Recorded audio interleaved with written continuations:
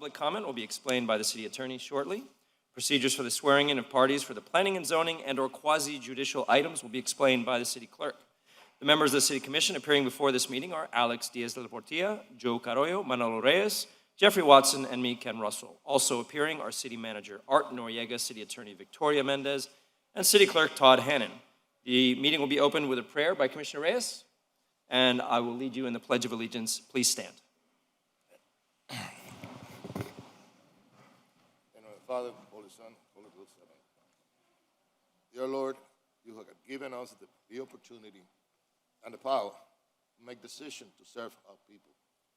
I pray to you that please guide us, that we serve those that need it the most, and our decisions are the right decisions to serve your teachings. ask this from you in the name of the Father, the Holy Son, and the Holy Ghost. Amen. I pledge allegiance to the flag of the United States of America and to the republic for which it stands, one nation, under God, indivisible, with liberty and justice for all. Thank you. You may be seated. Good morning, Madam City Attorney. Please state the procedures to be followed during this meeting. Good morning, Chair. Good morning, Commissioners. Any person who is a lobbyist pursuant to Chapter 2, Article 6 of the Code of the City of Miami must register with the City Clerk and comply with the related city requirements for lobbyists before appearing before the City Commission. A person may not lobby a city official, board member, or staff member until registering. A copy of the code section about lobbyists is available at the City Clerk's office or online at www.municode.com. Any person making a presentation, formal request, or petition to the City Commission concerning real property must make the disclosures required by the City Code in writing. A copy of this code section is available at the office of the City Clerk or online at www.municode.com. The City of Miami requires that anyone requesting action by the City Commission must disclose before the hearing any consideration provided or committed to by anyone to support or withhold objection pursuant to City Code Section 2-8. Any documents offered to the City Commissioners that have not been provided 7 days before the meeting as part of the agenda materials will be entered into the record at the City Commission's discretion. In accordance with Section 2-33F and G of the City Code, the agenda and material for each item on the agenda is available during business hours and at the Clerk's office and online 24 hours a day at www.miamigov.com.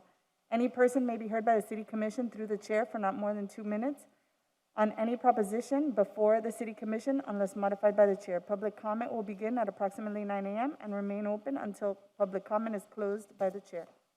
Members of the public wishing to address the body may do so by submitting written comments via the online comment form. Please visit www.miamigov meeting instructions for detailed instructions on how to provide public comment. The comments submitted through the comment form will be distributed to the elected officials and city administration throughout the day so as the elected officials can consider the comments prior to taking any action. Additionally, the online comment form will remain open during the meeting to accept comments and distribute to the elected officials up until the chair closes a public comment. Public comment may also be provided live at City Hall, located at 3500 Pan American Drive, subject to any and all city rules that may be amended. If the proposition is being continued or rescheduled, the opportunity to be heard may be at such later date before the City Commission takes action. When addressing the City Commission, the member of the public must first state his or her name, his or her address, and what item will be spoken about. Any person with a disability requiring assistance, auxiliary aids, and services for this meeting may notify the City Clerk. The city has provided different public comment methods to indicate, among other things, public support, opposition, or neutrality on the items and topics to be discussed at the City Commission meeting in compliance with Section 286.01144C Florida statutes. The public has been given the opportunity to provide public comment during the meeting and within reasonable proximity in time before the meeting. Please note, commissioners have generally been briefed by city staff and the city attorney on items on the agenda today. Anyone wishing to appeal any decision made by the City Commission for any item considered at this meeting may need a verbatim record of the item. A video of this meeting may be requested at the Office of Communications or viewed online at www.miamigov.com. PZ items shall proceed according to Section 7.1.4 of the Miami 21 Zoning Ordinance as temporarily modified pursuant to Emergency Ordinances 13903 and 13914. Pursuant to Emergency Ordinance 13903 and 13914, parties for PZ items, including any applicant, appellant, city staff, and any person recognized by a decision-making body as a qualified intervener, as well as applicants, representatives, and any experts testifying on behalf of the applicant or appellee, may either physically be present at City Hall to be sworn in by oath or affirmation, or may appear virtually and make arrangements to be sworn in by oath or affirmation in person in their location by a qualified individual to do so. Pursuant to Emergency Ordinance 13903, members of the general public who are not parties to an action pending before the City Commission are not required to be sworn in by oath or affirmation. The members of the City Commission shall disclose any ex parte communications pursuant to Sections 286.0115 and Section 7.1.4.5 of the Miami 21 Zoning Ordinance. Staff will briefly present each item to be heard. For applications requiring City Commission approval, the applicant will present its application or request to the City Commission. If the applicant agrees with staff recommendation, the City Commission may proceed to its deliberation and decision. The applicant may also waive the right to an evidentiary hearing on the record. The order of presentation shall be set forth in Miami 21 and in the City Code, providing the appellant shall speak first. For appeals, the appellant will present its appeal to the City Commission, followed by the appellee. Staff will be allowed to make any recommendation they may have. Please silence all cell phones and noise-making devices at this point. This meeting shall be viewed on Miami TV, the city's Facebook page, the city's Twitter page, the city's YouTube channel, and Comcast Channel 77. The broadcast will be closed captioned. Thank you. Good morning, Mr. Clerk. Thank you, Chair. The procedures for individuals who will be providing testimony to be sworn in for planning and zoning items and any quasi-judicial items on today's City Commission agenda will be as follows. The members of city staff or any other individuals required to be sworn in who are currently present at City Hall will be sworn in by me, the City Clerk, immediately after I finish explaining these procedures. Those individuals who are appearing remotely may be sworn in now or at any time prior to the individual providing testimony for planning and zoning items and or quasi-judicial items. Pursuant to Emergency Ordinance Number 13903, those individuals appearing remotely may be sworn in at their location by an individual qualified to administer the oath. After you are sworn in, please be sure to complete, sign, and notarize the affidavit provided to you by the City Attorney's Office. Each individual who will provide testimony must be sworn in and execute an affidavit. Please email a scanned version of the signed affidavit to the City Clerk at thannon@miamigov.com prior to providing testimony on the planning and zoning item and our quasi-judicial item. The affidavit shall be included in the record for the relevant item for which you'll be providing testimony. Commissioners, are you comfortable with all the notice provisions set forth in these uniform rules and procedures we have established for this meeting? Yes. Chair, if I may administer the oath for the planning and zoning items? Yes, please. Thank you, Chair. Good morning, ladies and gentlemen. Good morning, ladies and gentlemen. If we will be speaking on any of today's planning and zoning items, may I please have you stand and raise your right hand?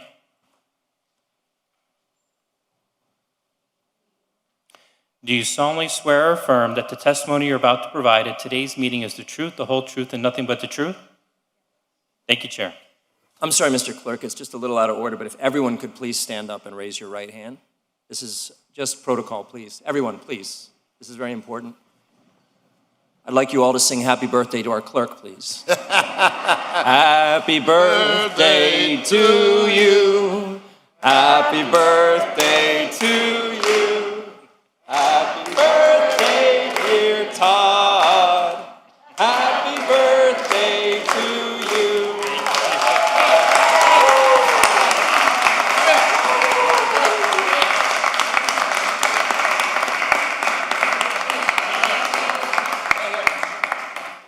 I'd like to thank the District 4 office for arranging this, Commissioner Reyes and his team. We're all on Team Todd. Everybody's on Team Todd. Gotta love our clerk.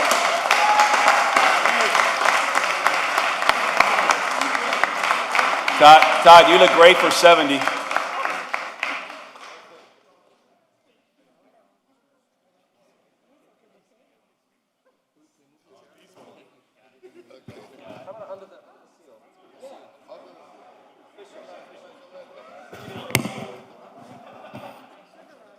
Don't fall, Todd. Don't let it fall. Okay.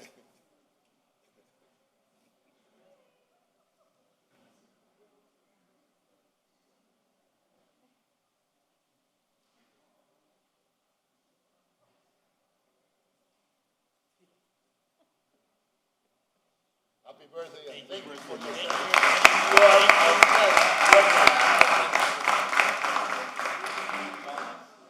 take it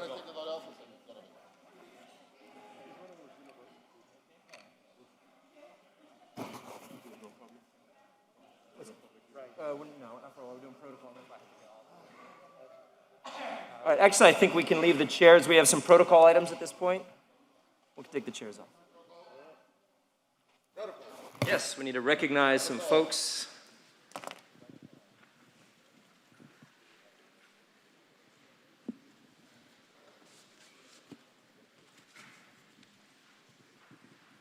First of all, and I hope they are here today with us.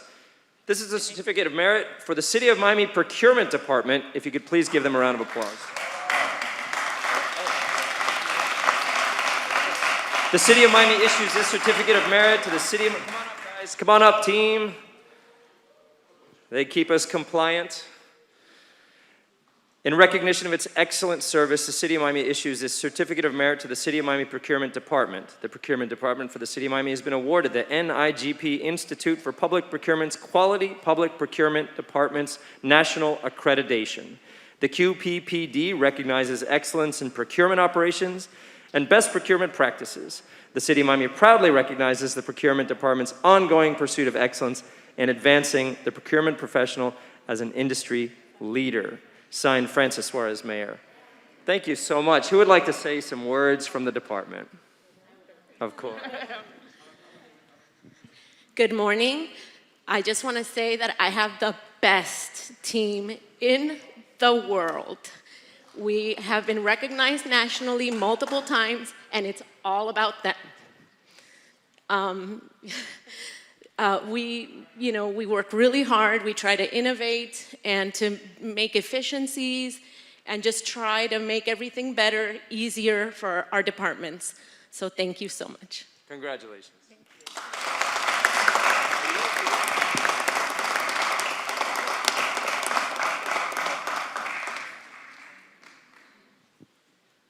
Thank you, Commissioner. So Annie was the first hire that I made here at the City of Miami about 7 years ago. Oh, sorry, Fernando Casamayor, Assistant City Manager. Thank you, sir. What would I do without you, sir? So yeah, Annie was the first hire that I officially made at the City of Miami, and I told her when she came here she had a great team with a lot of potential, and all that they needed was a good leader that would give them the ability to grow. And then I said, go win some awards. So they've done that, and I'm very proud of Annie and her team, her amazing team of professionals. Congratulations, very, very well deserved, and I'm super proud of you guys. Thank you.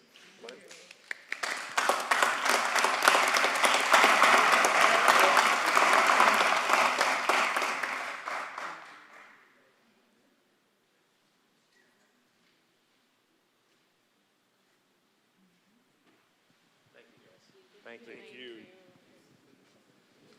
Thank you, guys. Great job. Thank you. Appreciate it. I'm always fun. I mean, Father Manny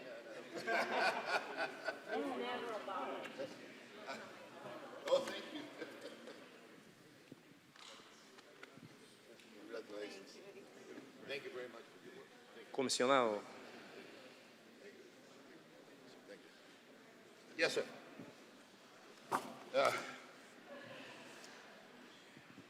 You see,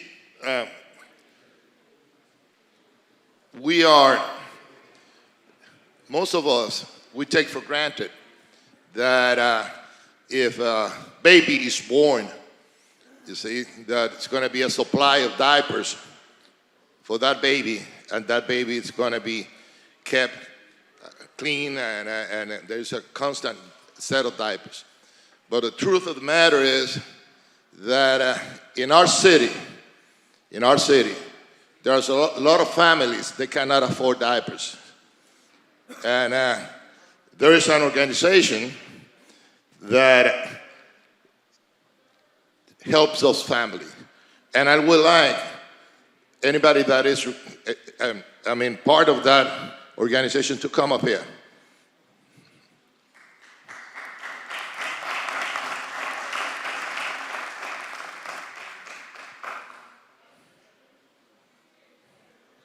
You see, many people don't know that an average infant goes from 6 to 12 diapers a day.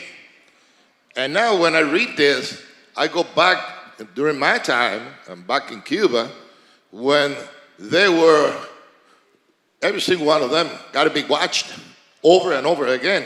That was quite a task. That's quite a task. Nowadays, they are, you change the diaper and you throw it away.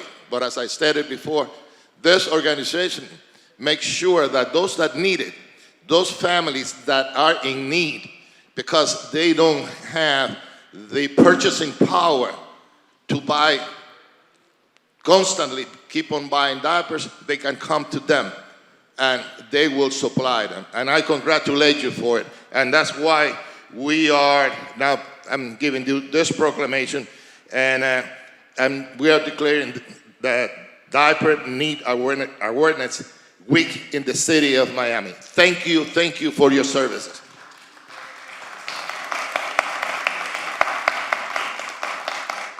So first of all, thank you so much, Commissioner Reyes, for recognizing us with this proclamation for Diaper Need Awareness Week.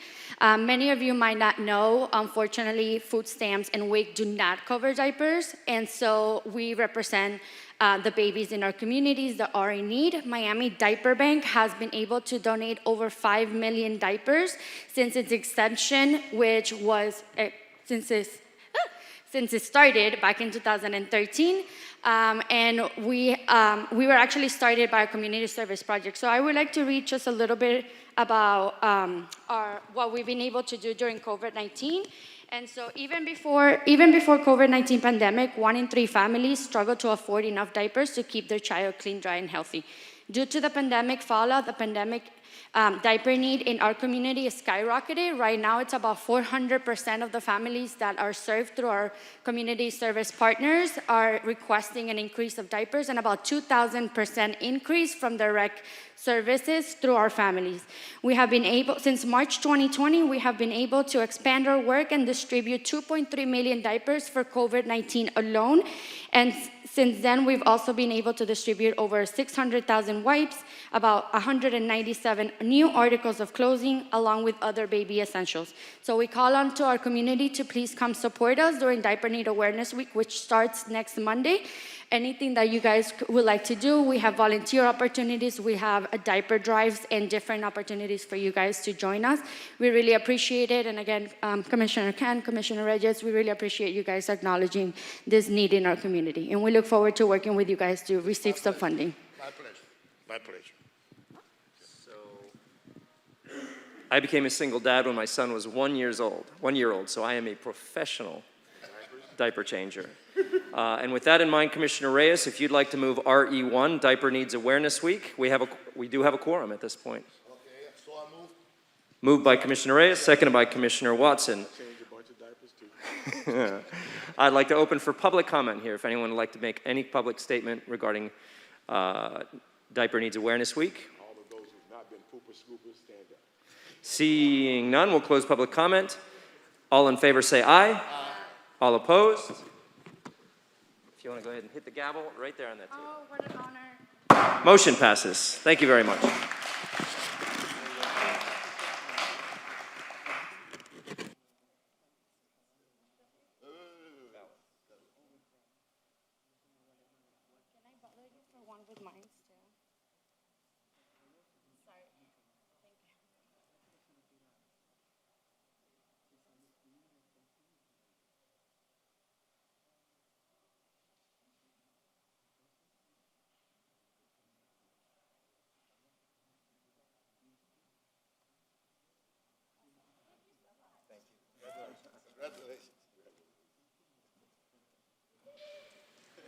And I believe that is all of our proclamations and recognitions for the morning. All right, we'll start the business of the day. Thank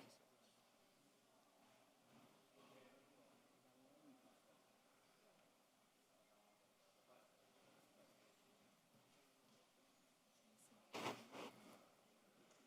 Did I grab the wrong seat? I thought it felt different.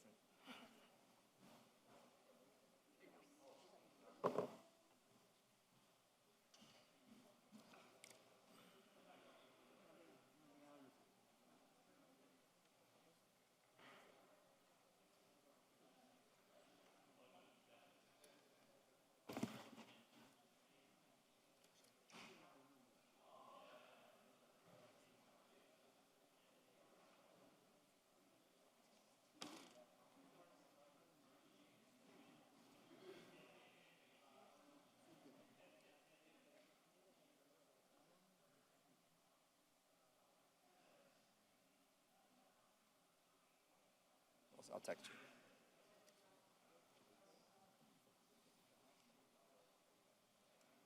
you. Mr. Clerk, are there any mayoral vetoes today? Chair, there are no mayoral vetoes. Thank you.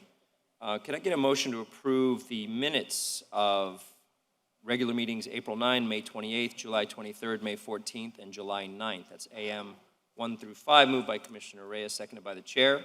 Any further discussion? All in favor say aye. Aye. Motion passes. Good morning, Mr. Manager. Are there any items that the administration would like to see deferred, continued, or withdrawn? Yes, sir. Good morning, Yes. Mr. Vice Chairman, Commissioners, Madam City Attorney, Mr. City Clerk. At this time, the administration would like to defer and/or withdraw the following items. RE3 to be deferred to the October 28th meeting.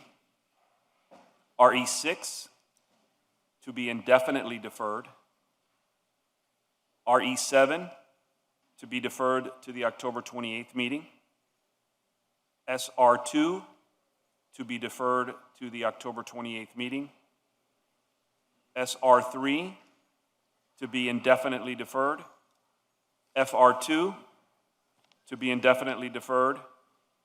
FR3 to be indefinitely deferred.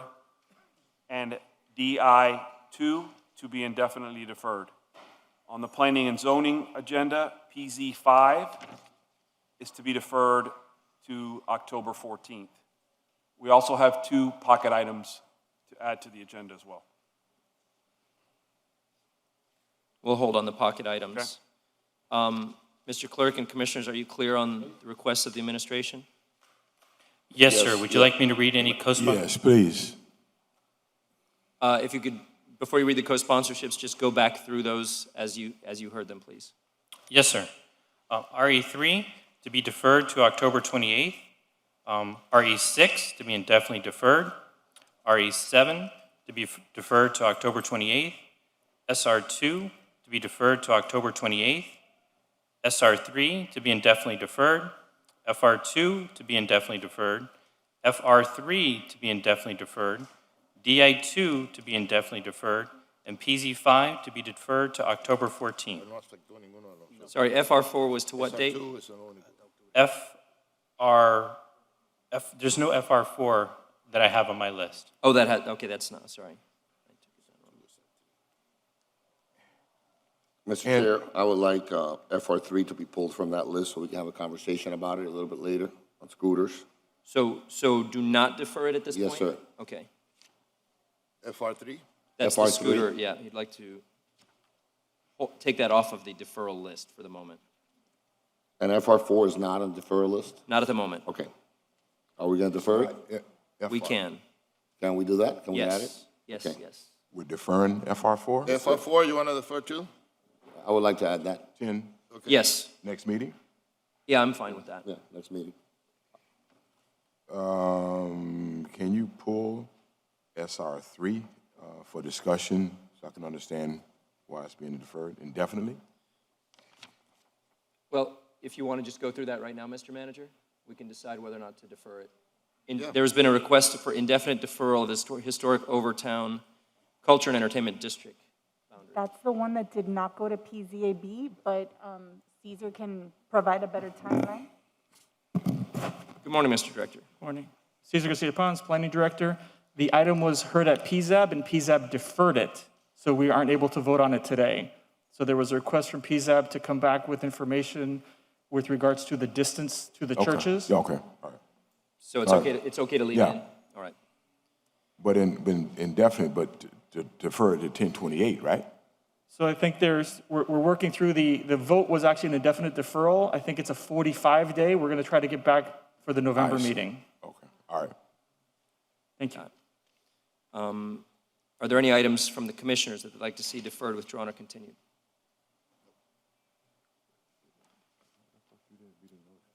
I understand. Questions? Go ahead. See what the chair's preference is. Are we going to have a conversation about RE4 today? Collective bargaining agreement? Yes, sir, it is on the agenda. Okay. And you want to hear that today? Yes, please. Okay. I understand there is an applicant here for PZ 6 and 7 that is seeking a withdrawal. I just want to make sure that that's correct. Yes, Commissioner. Ryan Bayline, office is at 333 Southeast 2nd Avenue. That is correct. We'd like to withdraw both PZ 6 and 7. All right, so the chair's happy to add PZ 6 and 7 to the withdrawal list.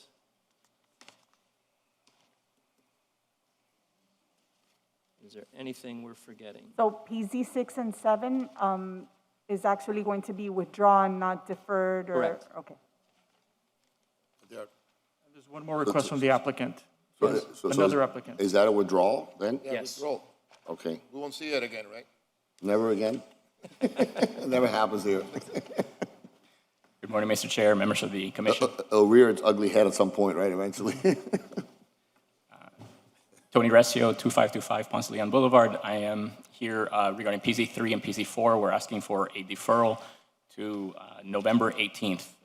We had, the applicant had submitted a letter explaining that he had a family health condition, and we've reached out to the, he reached out personally to a lot of the neighbors and a lot of the associations, and everyone was incredibly gracious, and we really appreciate that response. But we are asking for November 18th. We understand that is, we had originally sought December. There was some pushback.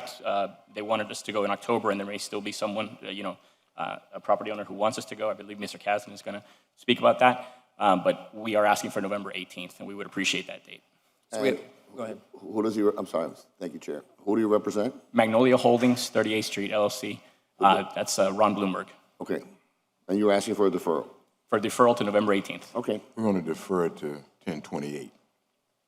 1028? Yeah. So is there a reason, just before you go, Mr. Kasdan, is there a reason you couldn't go on, there's 2 meetings in October we could hear this at? Yes, yeah, so we have, and I had explained this to Mr. Garcia Pons, I had written to him an email. What we have is our members of our team, our planner and our traffic consultant, both of which we need for this presentation, they're conflicted in terms of appearing on either the 14th or the 28th, so we're trying to get to the November 18th. That's where we would be. Why?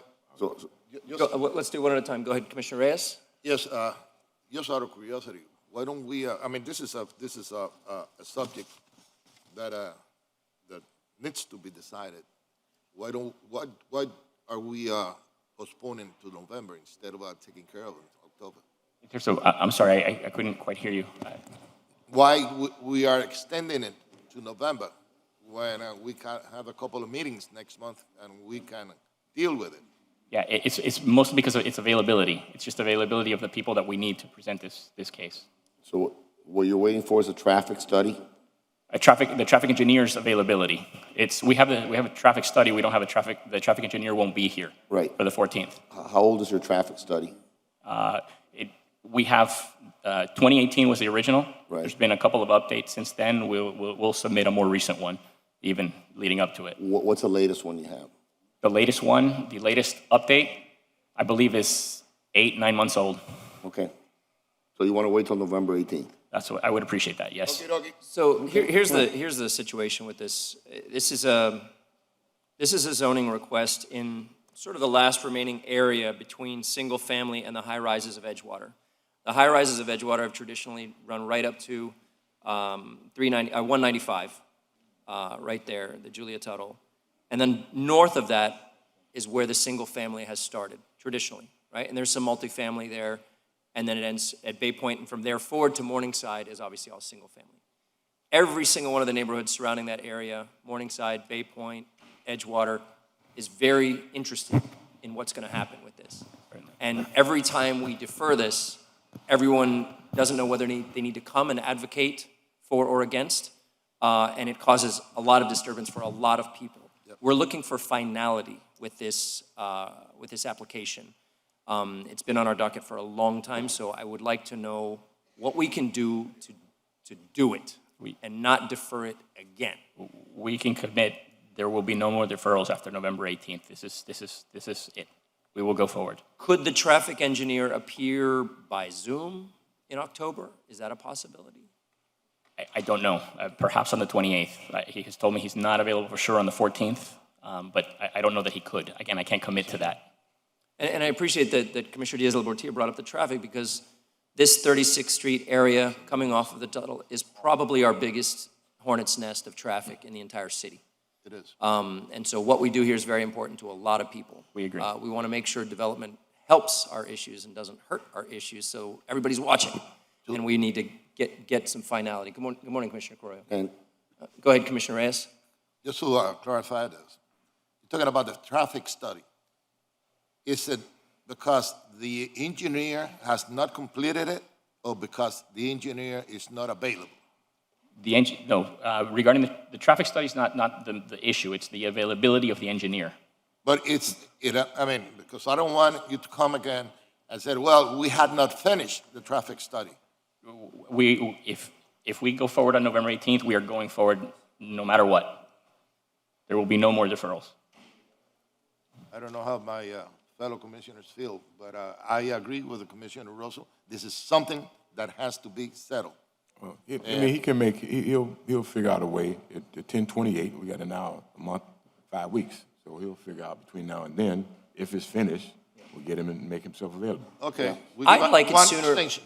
I'd like it sooner than later, but what I don't want is we push it sooner and we don't have all the information we need, and then it gets deferred again. That's a I don't want that. The problem is that, you're right, it's your district, but it also impacts the entire city, right? It's a major area in our community, in our city, so I want to get all the facts straight, I want to have all the numbers, I want to make sure that I'm making the right decision. So as long as you commit to November 18th, and that's it, not December, not next year, but done.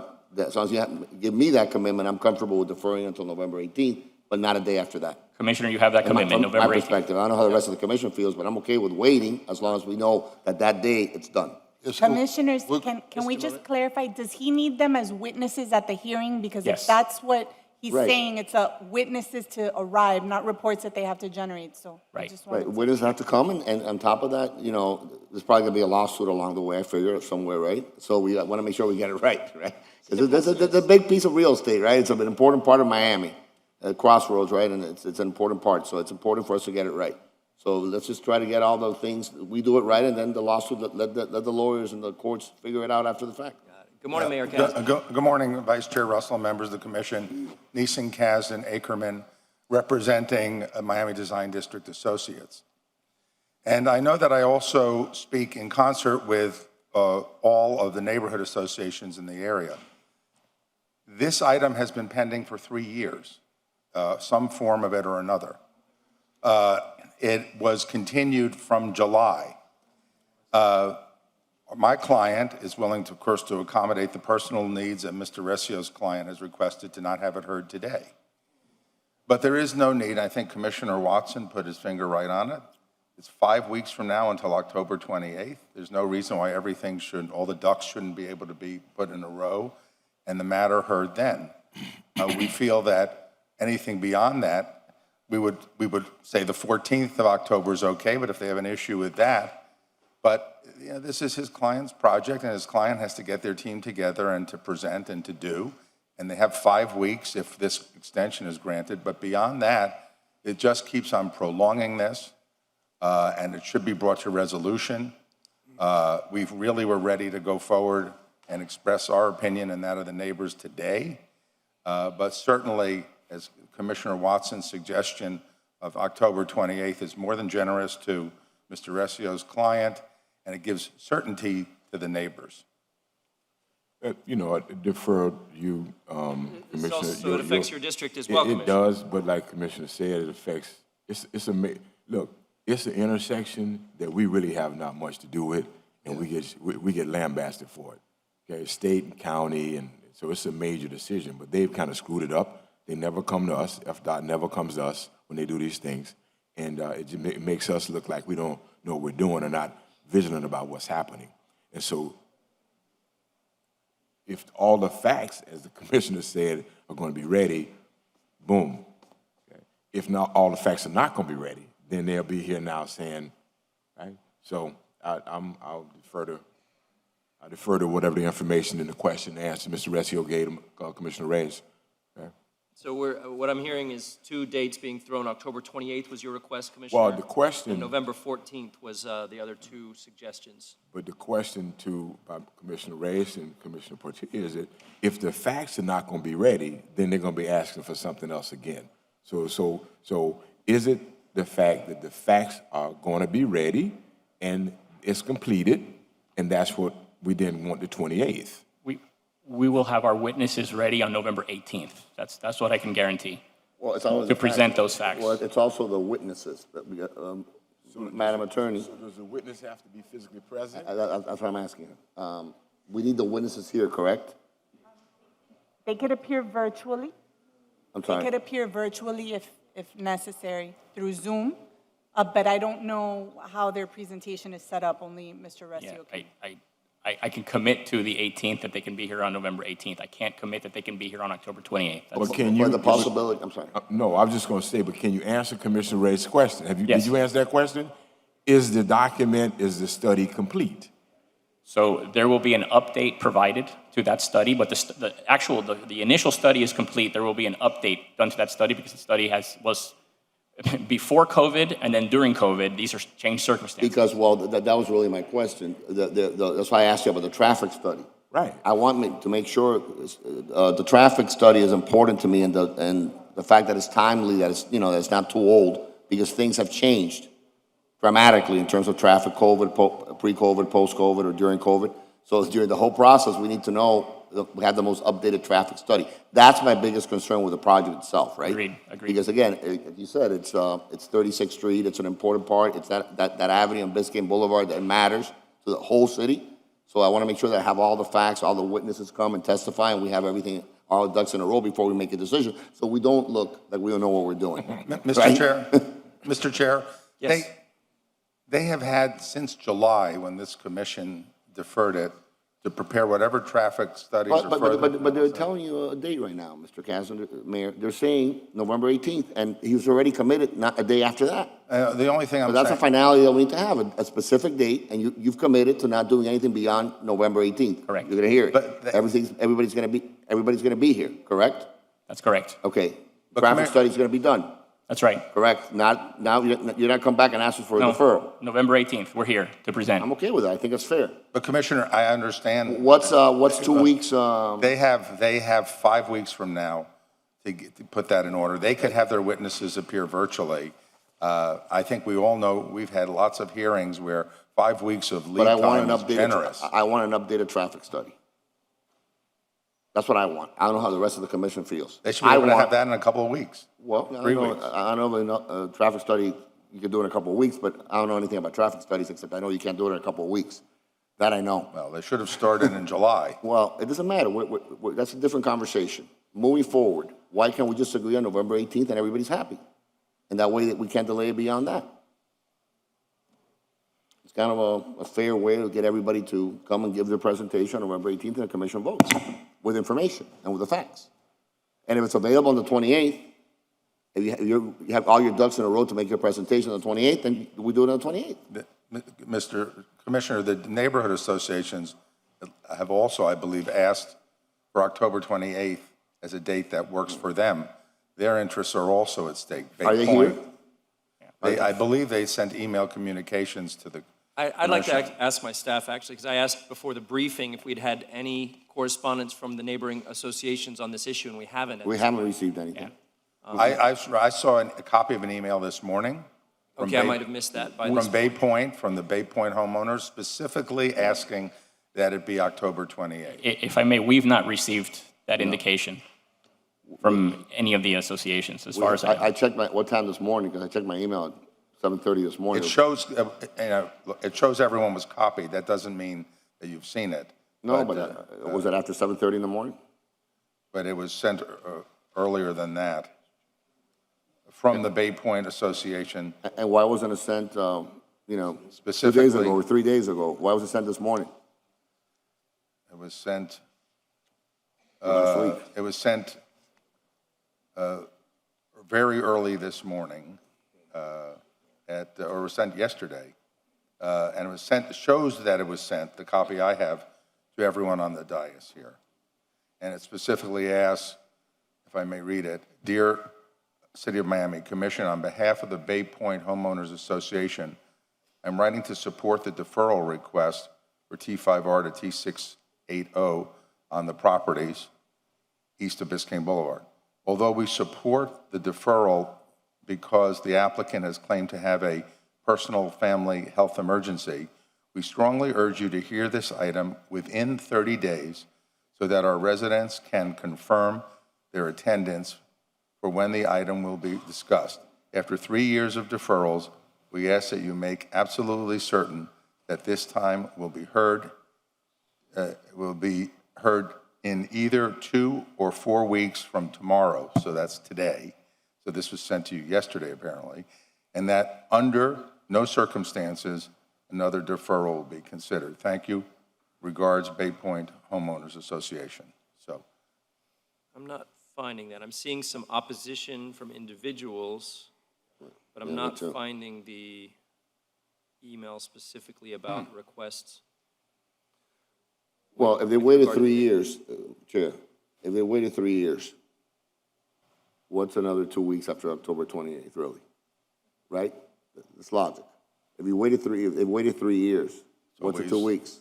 it's always another 2 weeks, another month, another. No, that's not what we're talking about. We're talking about 2 weeks. We're talking between October 28th and November 18th, 2.5 weeks. Well, I'm just conveying what these residents have Well, asked for. Do you represent the residents?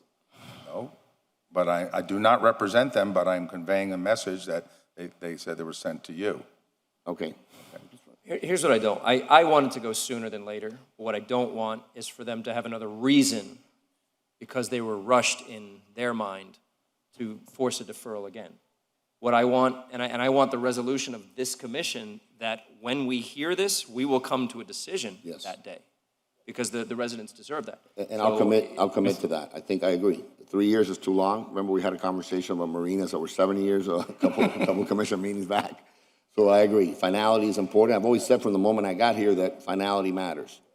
But November 18th, and then if they sue, they've already said that they want to do it, at least we have a better legal case down the line, whatever our decision is, right? So I think it's better that we just give them the opportunity that they've requested to come back on November 18th with all the facts, and you don't go beyond that day. What, And we leave it alone. what I want is a commitment that whenever we hear this, I'd rather do it sooner than later, a decision is going to be made. Yep. One way or the other. We are not going to accept any more deferrals or any more excuses. I mean, for either party, from either party. But whenever we hear this, we're going to make a final decision. Okay? I can give you that commitment. We will present on November 18th. It's going to be a final Absolutely. decision that day. I will vote against any other deferrals, be it on the 28th or on the 18th or the I don't care. I will vote against any further deferrals. 3 years is too long, and the deferral and timing and all that. I know that's all strategy. You see, we all know that, and you attorneys you're great in that. You see, even in criminal court too. You see, but we got to stop this. We So gotta stop it. the translation. This needs some finality. We have What okay? Commissioner Reyes is saying, and I want to make that clear, if it comes to the 18th and you all aren't ready, we will simply vote no on the item, and you won't even have a chance to present if you're not ready. That's acceptable. We will be ready. We will be ready. November 18th? That works. Is that the preference?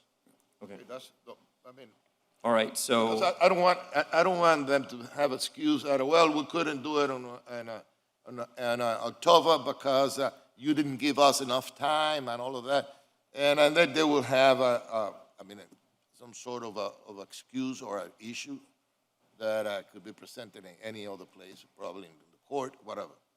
You see. I wanna Commissioner make it Watson, does that sit all clear. right with you? Yeah. All right. All right, so we're going to add that to the list, PZs 3 and 4, November 18th. Thank you. Are there any other items to be added to the list of deferrals, withdrawals, or continuances? Mr. Clerk? Would you mind if I put the co-sponsor request in during the order today? That's fine. Chair, I've received the following co-sponsor requests. Commissioner Russell would like to co-sponsor CA6. Commissioner Russell and Commissioner Corroyo would both like to co-sponsor RE9. Commissioner Russell would like to co-sponsor FR1, and Commissioner Watson would like to co-sponsor SR5. Noted. On the, I want to be added as a co-sponsor of RE9. got it. And then while we're doing order, FL1 currently does not have a sponsor. So I would like to sponsor FL1 and bring it on October 14th, if that's okay with the administration?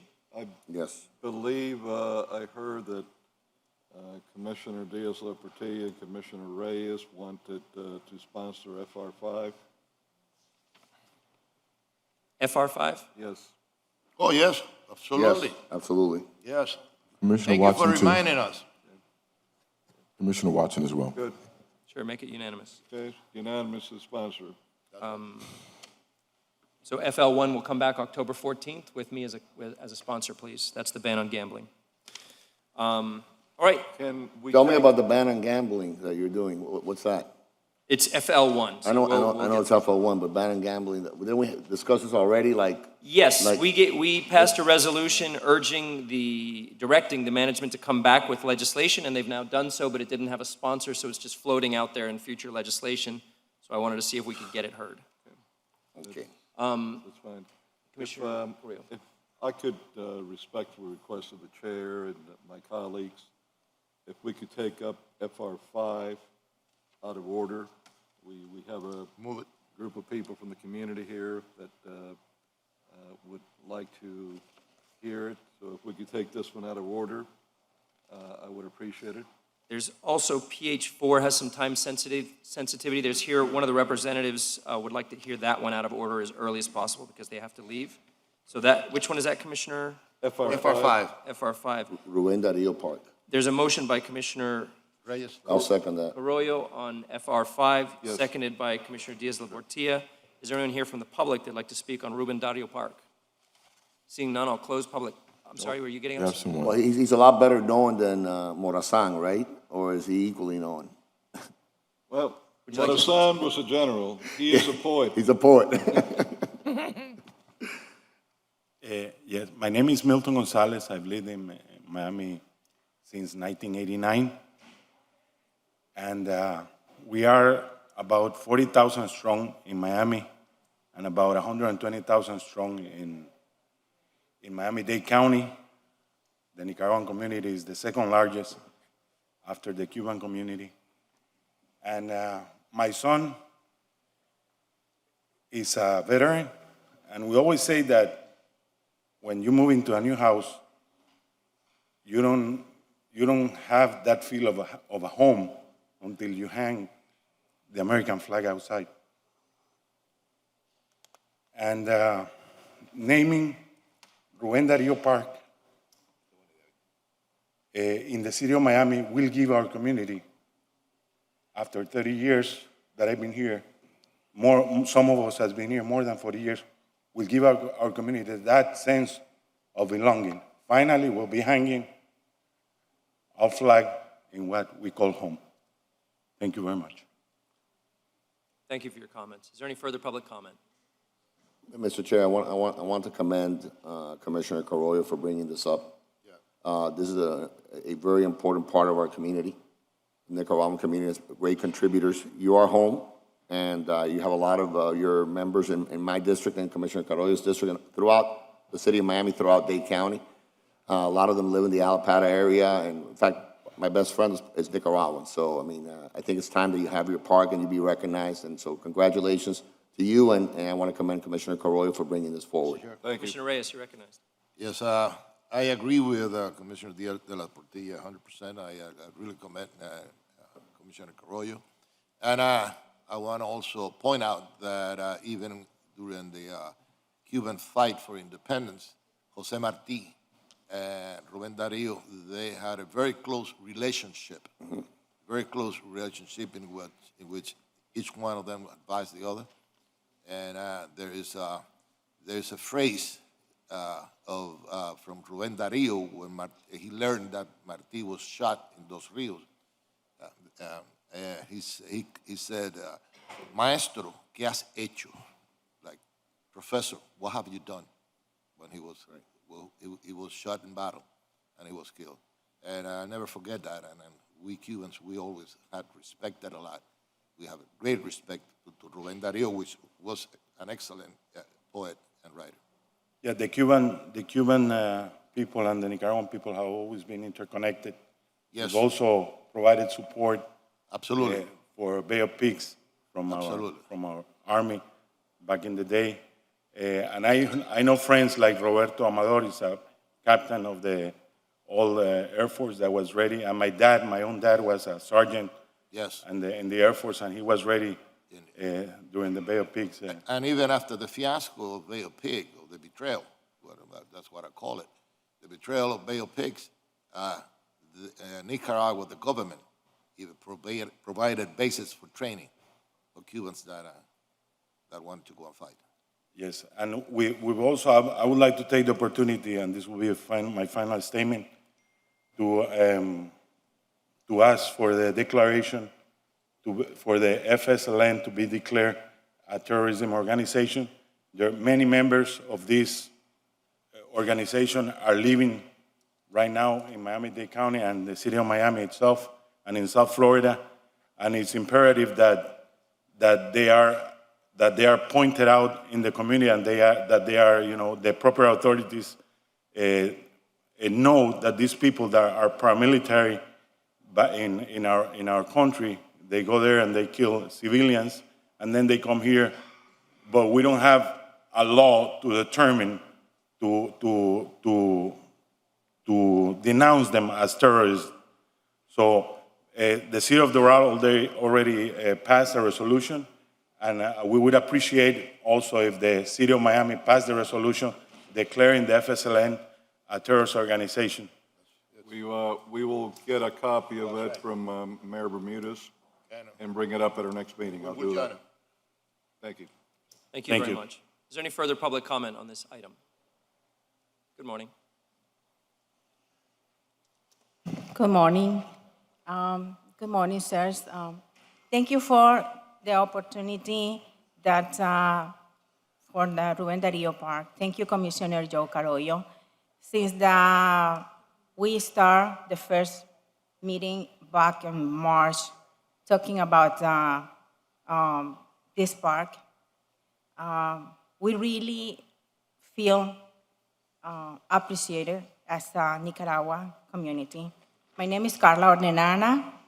I left my country 40 years ago for the same reasons that our people is facing right now. Talking about the relationship that you mentioned, sir, Commissioner Manolo Reyes, about the relationship between Rubén Darío and José Martí, they met in New York. Y cuando ellos se conocieron, Rubén Darío y José Martí se refirió a Rubén Darío como mi hijo. Ellos tuvieron una intrínseca relación, mucha identificación. Hablando de Rubén Darío. Señora, ¿lo puede decir en inglés o le cogemos la traductora? Well, if you can say it in English, we'll get you the translator. Okay, I'm sorry. Just for Commissioner Watson's sake, please. Commissioner, I'm glad he was able to point that out. I understood it, sir. I'm doing pretty good, thank you, sir. Okay. Keep going how you're going. I'm You'll be messing all with right. you. I'm messing with you. By The the Spanish is way, better than mine. Commissioner Watson's Spanglish is better than yours. Yeah. Because he is married to a very proud Puerto Rican lady. That's right. Yeah. So I'm sorry. I'm sorry. I'm talking. He understands all the key words that you have to understand Spanglish, and we're good to go with that. Please continue. I'm sorry. I'm talking about Rubén Darío. One of his poem, Retorno. He talked about our Nicaraguan people as a strong people. We are strong people, and because of this feeling, we here express ourselves and, looking for liberty for our people in Nicaragua. As the same as my Milton Rodriguez, we ask for help for Nicaragua too. Parks are very important for our community. Thank you for that. Thank you, Commissioner Joe Carollo. Thank you to all of you. Thank you very much. Thank you for your comments. Is there any further public comment on this item? Buenos días. Yo sí quiero un traductor, porque tenemos un periodista que está cubriendo esta sesión, esta audiencia. Ma'am, can you take the microphone here? Thanks. Gracias. Para nuestro pueblo de Nicaragua. Se llama Nicaragua Investiga. Le doy muchas gracias. ¿Puedes empezar otra vez, por favor? Buenos días. Good morning. Mi nombre es Aida Carrión Vanegas. My name is Aida Carrion Vanegas. Fanegas. Llegué en enero de 1987 a la ciudad de Miami con 18 años. I arrived here in January 1987 with 18 years old. Estoy casada con un veterano del ejército de los Estados Unidos I'm married to an Army veteran of the United States que sirvió 25 años a esta nación y sigue sirviendo en el Departamento de Justicia en la DEA. and he served for 25 years and he continues to serve at the DA at the DA. Lo que quiero decir con esto es que nuestra comunidad nicaragüense llegó hace 40 años, igual que su familia empezó a vender verduras en el estadio Bobby Maduro hace 40 años. We arrived here as the Nicaraguan population 40 years ago, and they started selling vegetables at the Bobby Maduro market. De esa venta de verduras salieron 5 negocios nicaragüenses. From that vegetable sales, we got 5 different businesses from Nicaragua. Nicaraguan Nightclub, Nicaraguan Restaurant, Nicaragua Bakery 1, Bakery 2, and Bakery 3. Nosotros los nicaragüenses somos una fuerza muy grande en la comunidad de Miami. We as Nicaraguan people are a very strong force in the community of Miami. Hemos aportado los 40,000 ciudadanos que vivimos en la ciudad de Miami, los 120,000 en el condado Miami-Dade.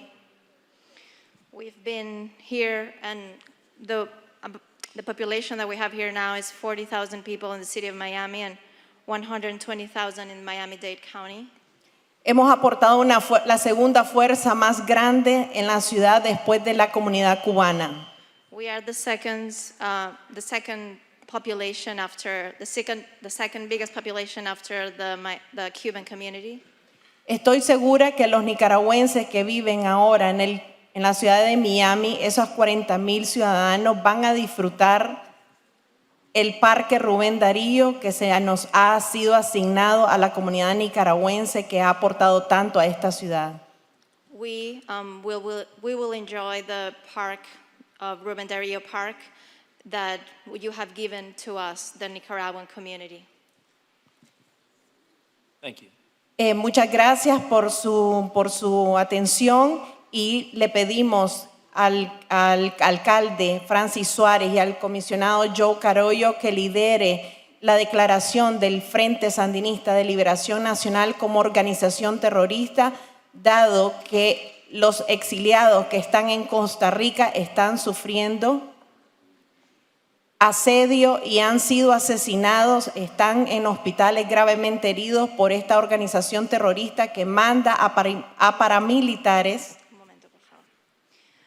We also want to bring to your attention, and we ask the Mayor, Francis Suarez, and Commissioner John Carollo, that you declare the Sandinist organization as terrorists. They are attacking, they've been killing all the exiled people in Costa Rica. They've been murdering them. Y es con respecto a nuestra seguridad nacional, nosotros los nicaragüenses, porque somos activistas comunitarios y también traemos la atención sobre la crisis sociopolítica que vive nuestro país en Nicaragua. This is about national security because we are activists in our community, and this is a social crisis within our community. Muchas gracias. Gracias. Thank you very much. Thank you very much. Is there anyone else here who'd like to speak on this item? Good morning. Buenos días. Necesito una traductora acá, gracias. Good morning. I need a translator here. Thank you. Mi nombre es Irlanda Jerez, My name is Orlando Jerez. nicaragüense, I'm Nicaraguan, expresa política de la dictadura de Ortega Murillo, ex-political prisoner of the Trujillo dictatorship. 329 días estuve en prisión. I was in prison for 329 days. Empresaria confiscada, también, casi todas mis propiedades, más de $10 millones nos han arrebatado a mi persona y a mi familia la dictadura. Y tiene casi todas nuestras propiedades tomadas. I also am a business. They confiscated my business and more than thousands of dollars, millions of dollars, and they confiscated things to my family and myself. Y hoy me encuentro acá en el exilio, And I'm exiled here now en la ciudad latina más cerca de Estados Unidos, in the closest Latin city in the United States. como una activista de derechos humanos, como una dirigente de la oposición.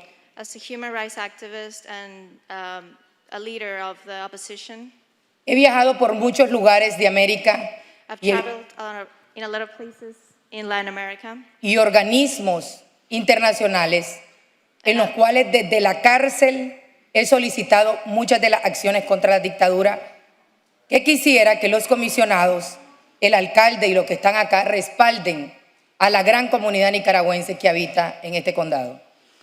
I've also requested to many organizations while I was in jail to fight against the dictatorship, and I'm addressing to you, commissioners and mayor, to support us to this Nicaraguan community against this regime.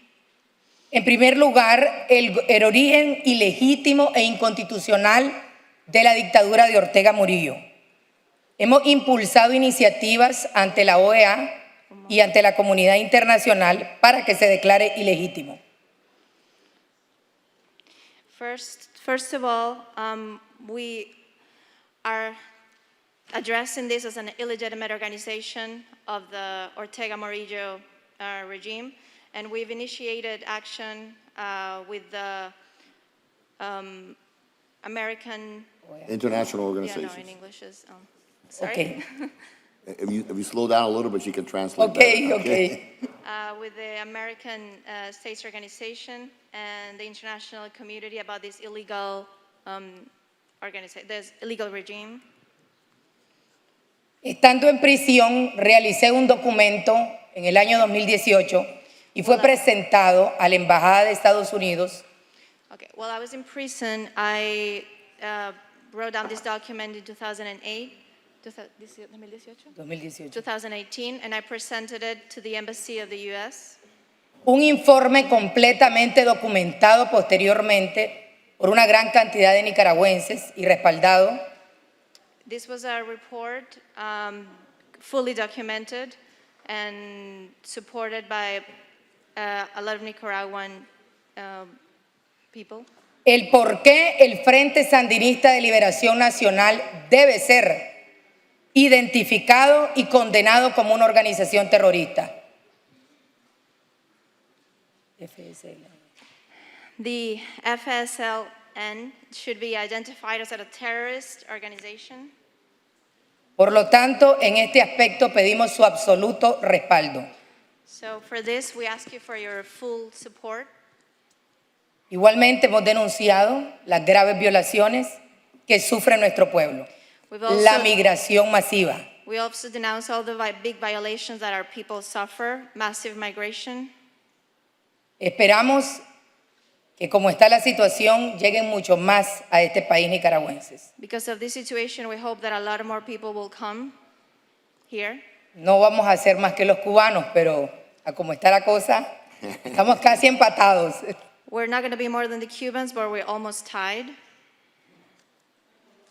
Pido en nombre de todos los nicaragüenses que habitan dentro I'm asking on behalf of all the Nicaraguan people that live here que miles de ellos y millones tienen conexiones y familiares ciudadanos residentes en este país, that thousands and millions of them have connection to citizens of this country, por los hermanos que están presos políticos, for our brothers who are political prisoners, por todos los que estamos dispersos en el mundo, for all of us who are dispersed in the world, que intercedan como lo pueden hacer, no solo en comunicados, sino en acciones a favor de la comunidad nicaragüense. that you intervene not only by speaking but also in action in favor of the Nicaraguan people.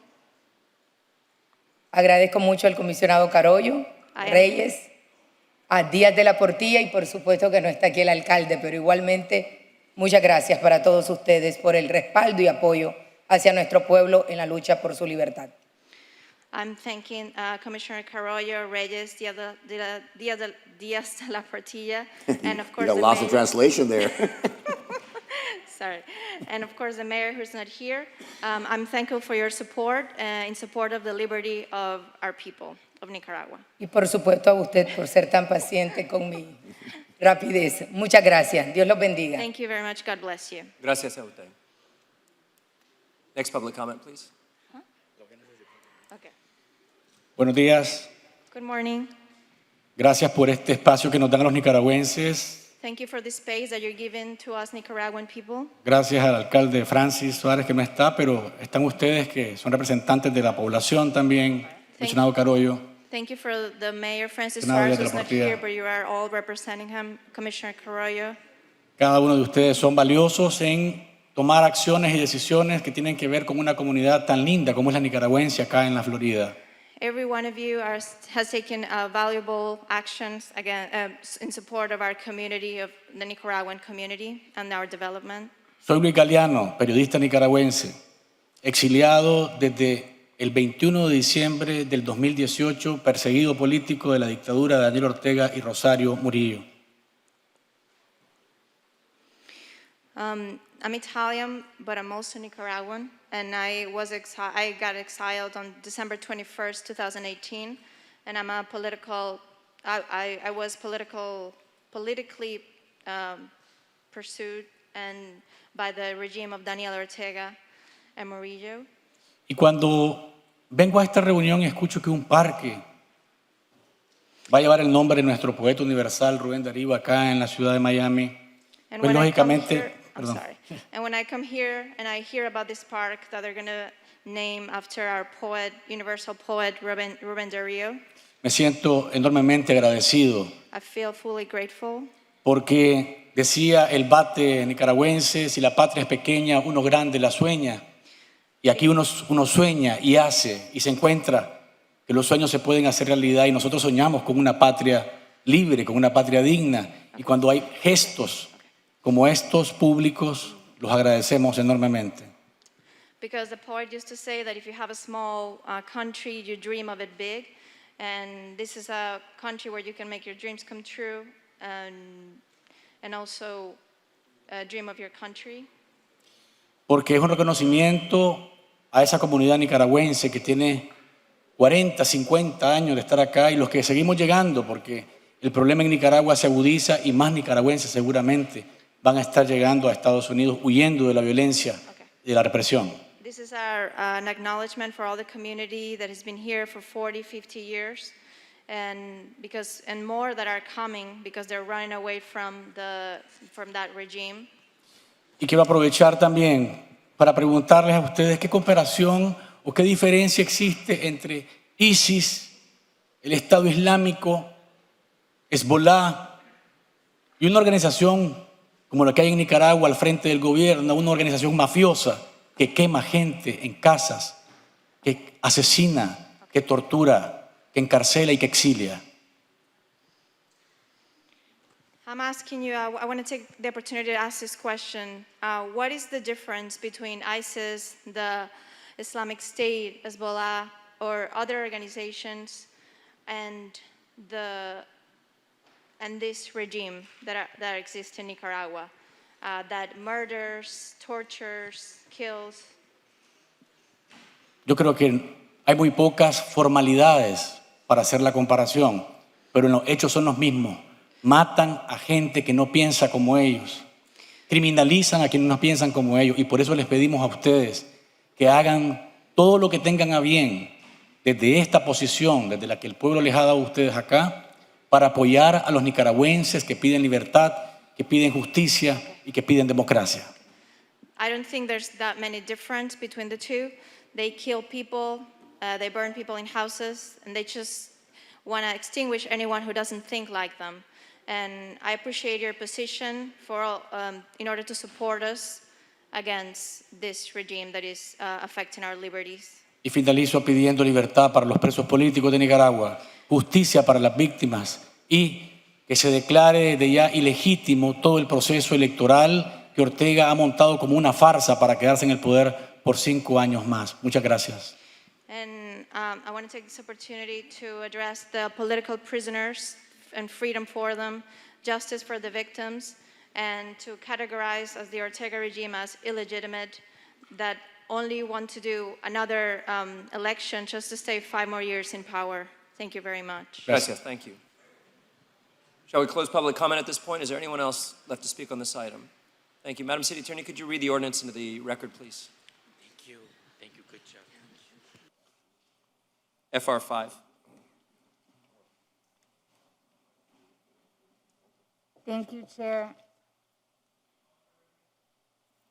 An ordinance of the Miami City Commission naming assemblage of land consisting of approximately 3 to 5 acres located at 1680 Northwest 5th Street, 1610 Northwest 6th Street, 1651 Northwest 5th Street, 1649 Northwest 5th Street, and 1641 Northwest 5th Street, Miami, Florida, as Ruben Dario Park, amending Chapter 38, Article 1 of the Code of the City of Miami, Florida, as amended, titled Parks and Recreation General, by creating Section 38-29, titled Naming of Ruben Dario Park, further directing the city manager to take any and all actions necessary to effectuate the naming of the park, containing a severability clause and providing for an immediate effective date.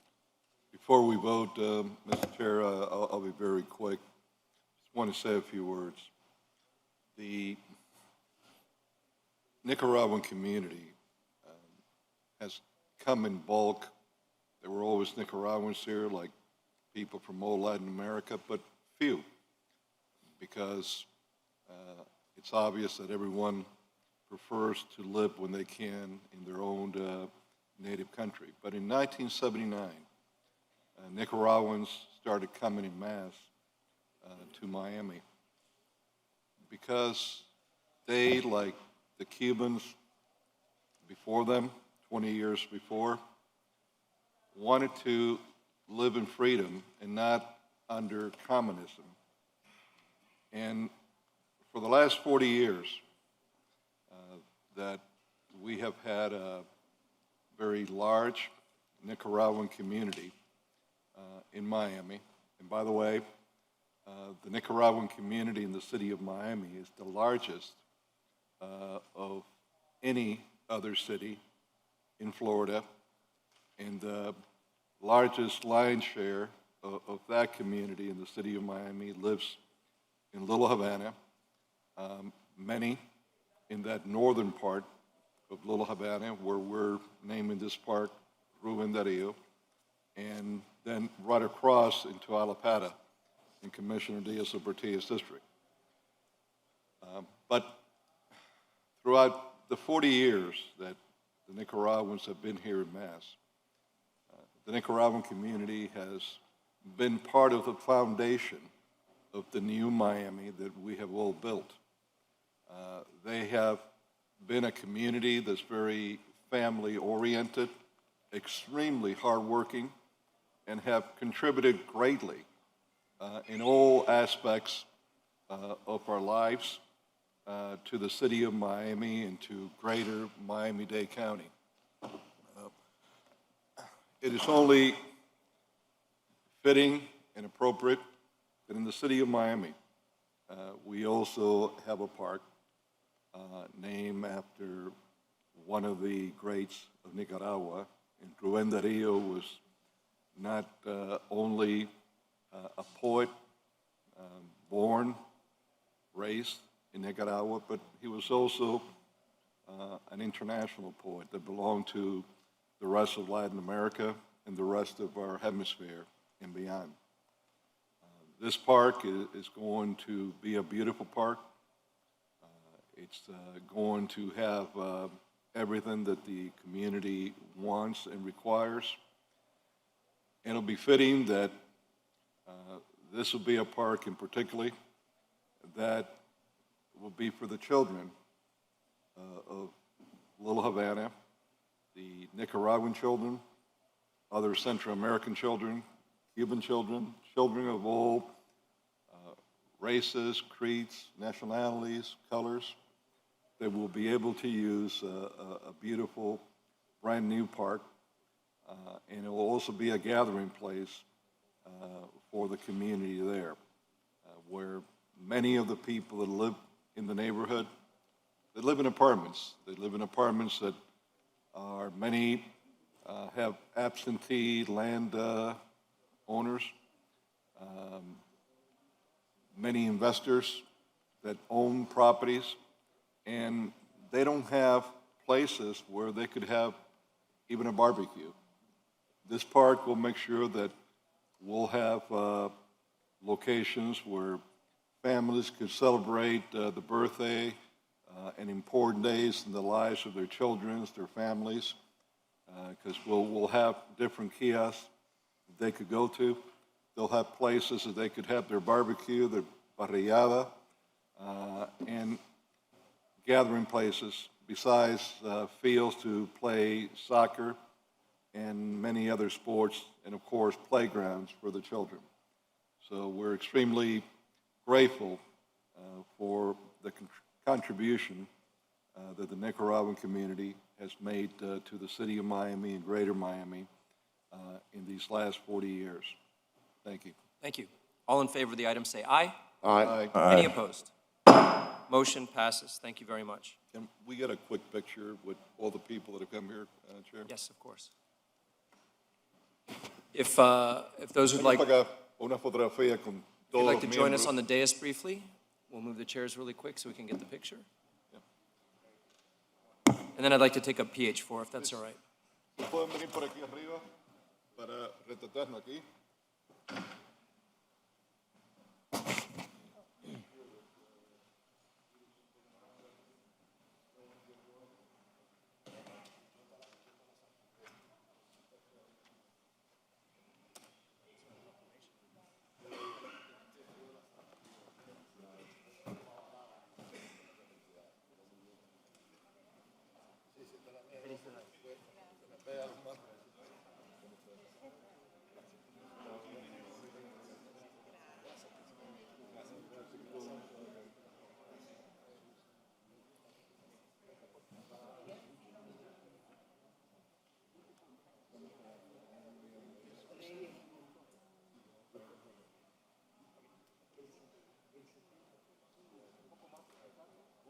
Pasito para atrás. Go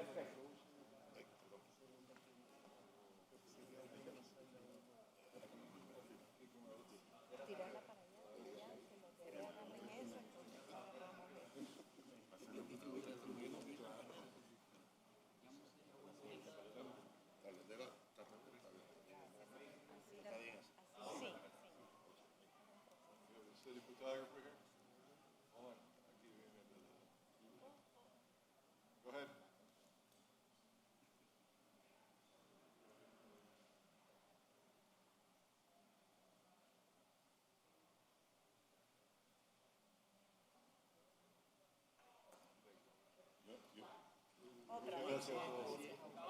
Sí, we're in distress, that's why we display the flag.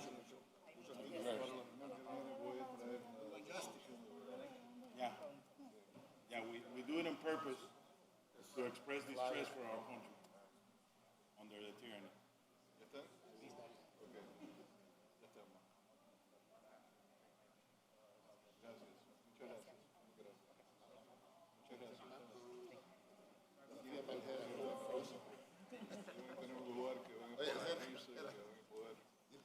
Thank you, everyone. Thank you. Gracias.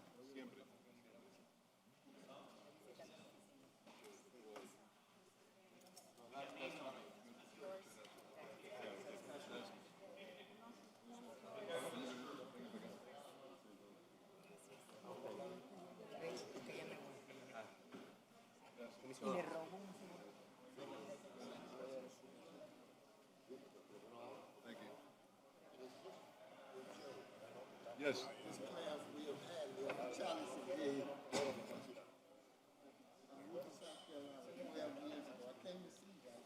Are there representatives here for item PH4? Before we complete the order of the day, I had received a request. Mr. Chair, I think there's a representative of the Nicaraguan community that failed to say something. He just asked me if he could Oh. have a few minutes. Yes. Take care. ¿Usted quiere decir algo, señor? ¿Usted quiere algo? Yeah, yes. If you, your indulgence, Mr. Chair. Of course. Chair, Thank you. I got to do a Zoom poll real quick. I'll be right back. Say a few It'll be words. public hearing. We're going to do the order of the day and then public comment. It's just one gentleman that wanted to say something about, Buenos días, señor. for a few minutes. Sí, buenos días. Mi nombre es Encio Bofelli. Vine en el año 1982. Nunca jamás he ido a Nicaragua. Good morning, my name is Encio Bofelli. I came here in 1982. I've never gone to Nicaragua.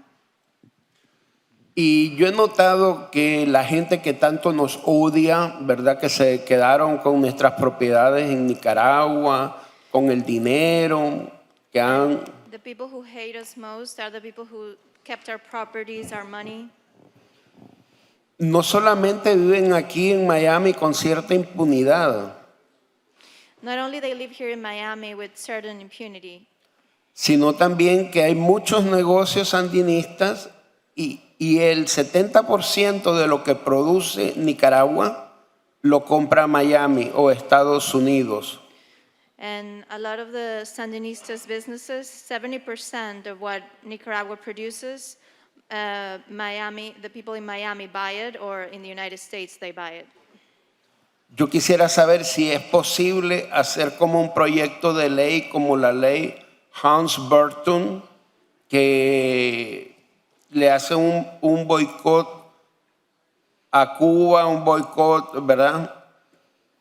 I would like to know if it's possible to have a law like the Habsburg law, that they can do like a boycott, like they do to Cuba, a sort of boycott. Ahí vamos. We will contact our Congresswoman so that she could formulate something and present it before Congress. Para realizar esto. We could also do a resolution. Ok, gracias, señor Carollo. Yeah, Thank you. Commissioner Gracias, Carollo. buen día. Mr. Carollo, have a good day. We'll do a resolution from our part, but Right. where the law takes effect is in Washington. Increíble. Incredible. Aquí están aquí desde la leche, el queso, el chicharrón que se come aquí en Miami, en los negocios nicaragüenses lo traen de allá de Nicaragua. Don't even be surprised. We even have the people that do all the sound, the TVs, the LCDs for all the concerts in Cuba and all the activities that the government have. They're here in Miami doing it recently. Go into the internet and see who PMM is. PMM. Wow. And Me they're gustaría, here. Thank you. me gustaría ayudar a participar en ese proyecto de ley contra Nicaragua. I would love to participate in that legal project for Nicaragua. Thank you very Thank much. Before we complete the order of the day, I'd like representatives for PH4 to come up, please. There's been a request I received by email for deferral of PH4 once again. So I'd like to see Mr. Chair, why we could or shouldn't take that up. Yes, let me just ask you, are you getting ready to order today? we haven't done order of the day yet. Yeah. Are we still on public comments? No, we haven't even started public comment yet. But can we vote on the deferrals and then we'll take it? Or Well, this one will either be part of that deferral or not. Oh, okay, is the- okay. is the point. No, I'm here, I'm here requesting that we hear this item shortly. My name is Jeffrey Bass. My address is 46 Southwest First Street. I have an appellate argument at 1:30. This is with regard to the easement This is between the regarding two properties, the two city of Miami properties. So I'd ask that if we could take it out of order, I would request that I do that so that I can get in front of the judges as I need to, because they won't. And that's today? At 1:30, yeah. Go ahead, I just want to say something right after you finish. Right Got quick. it. The other, Wait, this is that easement around here? that way. That way. That easement around here? It's around here. My name is Jeffrey Bass. I represent Grove Bay. I do not want it to be deferred. I would like it to be heard shortly, if possible, out of order, so that No, I- because you said something like it sounded a little threatening. That because before I take it to court. No, I have to be in court. Oh, I thought that you were trying to take us to court. No, I said, he well, we don't No, work, no, no, no. we don't work well with threats, you know? No, that's on me. I have to be in court. I have to No, be no, in he court. has a hearing Okay. today. I have a hearing. Okay. Okay, please. Thank Don't you mess for- with Reyes. Thank you for the opportunity to clarify. Don't mess with Reyes. Thank you. Mr. Pathman, you're requesting a deferral of the item, is that correct? Yes, Commissioner. Wayne Pathman, Law Office of Pathman Lewis. I'm here on behalf of Grove Harbor. We're requesting the deferral because in the past, there has been a lot of discussion about where this easement should go. I sent to all of you this morning, I received an email from FP&L, the engineer who's in charge of the project, and he says it is possible to relocate the easement, the proposed easement, and he would like to meet with us. So I am suggesting that the parties, Grove Bay, Grove Harbor, the city, FP&L, have a meeting within the next 2 weeks to see if it's possible to relocate the easement. The easement unduly burdens my client's property. In addition to that, under the lease, the city as the landlord had the obligation to notify and seek the consent of my client before you impacted or encroached on their property to put the easement. That would follow the lease, allow us to participate in the issue of where the easement should go to the benefit of all parties. How does the easement have a negative impact on you? Because on our property, where the easement is being proposed, we have proposed and been working on a project for the last few years to put a new dockmaster building and other amenities. If the easement is put in that location, we wouldn't be able to build the building because we can't build over the Commissioner easement. Diaz-Labortilla, then Commissioner Reyes. Madam Attorney, there's been a back and forth for a long time on this issue. We had a briefing yesterday that you kind of told me there was some resolution at the end, some light at the end of the tunnel. Can you expand on that a little bit today so that for the purpose, Yes. for the other commissioners? To the extent that the easement that's being sought to be given today is an easement that burdens their property less. So right now, they have an FPL easement smack dab in the middle of their property. The easement that's being proposed today is an easement that moves it out of their property, which would give them more flexibility in building whatever they're planning to build, which the city doesn't have plans for at this point. So are you aware of that moving of the easement? I am. The easement that the city attorney is talking about was also one we didn't receive notice about. If you're familiar with the area, there's Chart House Drive, and eventually there'll be a turnaround. But forget about the notice. Did you see the changes that are being I proposed? saw the change, but the change still impacts. The easement is completely on our property. Because my understanding, well, doesn't matter if it's on your property, that's what an easement is, right? It has to be on someone's property. The question, well, hold on. okay. The question is, what I was told yesterday, maybe if I'm wrong, correct me. What I was told yesterday by our city attorney was that it no longer impacts what you want to do on that property. You told me you wanted to build a dock master station and other things like that. The new location of that easement doesn't no longer impact that specific site that you want to build that on. No, that it does not. Okay, that's the answer to the question. So address the main issue you have, that you want to build something there. The solution now is that it's no longer, the easement's no longer there, so what's the problem now? The easement from 2004 was more impactful, but it was never, placed on the property. At the time, no notice was given. Now there is a proposal to move the easement to the further south on the property. But are you going to build, do you have any plans, or does your Yes. client have any, does your client, if I may, Mr. Chair, does your client have any plans to build where the new proposed easement is going to be located? Yes. Oh, that's not what you said. No, that's been our position all along. You is said you're, that- no.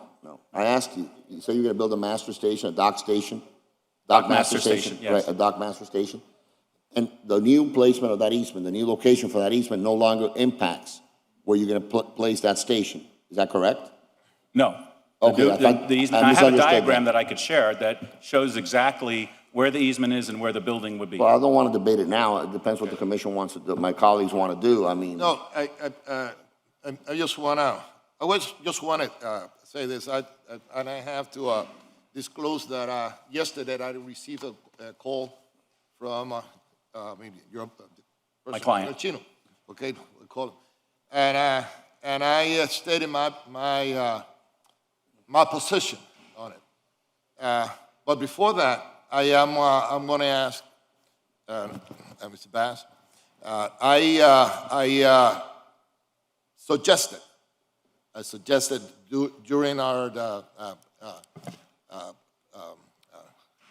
meeting with the city attorney and the manager and all that during agenda prep, I suggested that we lower the easement closer to the division line, because I'm going to be very blunt, and I don't pull my punches, you see? And I know exactly what's going on here. This is a divorce. And there is there is bad blood between both parties. But the city of Miami cannot be a victim of that personal dispute. We cannot. I wouldn't be fulfilling my duty if I allowed that. My duty is to look after the city of Miami. And as much as I like whoever is doing the development, I think that the city of Miami needs that development. We need it. I suggested that we move the easement a little bit lower, and I informed your boss that that could happen. I mean, if that could happen, it would be acceptable. I mean, it would be possible. I'm asking you, it will be possible to move the easement, the line, closer, a little bit closer to the property line. And because, let me tell you this, I also very clearly told him that I took offense of receiving a letter from the attorney in the afternoon with, just a drawing, a very poorly drawn, a drawing of a building that is going to be built on top of that building that I never seen before. You see? Like, no, we're going to build this, and now we have, this is the way that we're going to build, but that building is going to be right on top of the easement. I asked, there are plans for that building? There are no plans for that building. There are plans, Commissioner. Well, where are the plans? Because it is not a rendering. It was a poorly drawn couple of squares. But my question is that is, next time that you're going to offer anything like that, you know your work and all of that, but do it beforehand, man.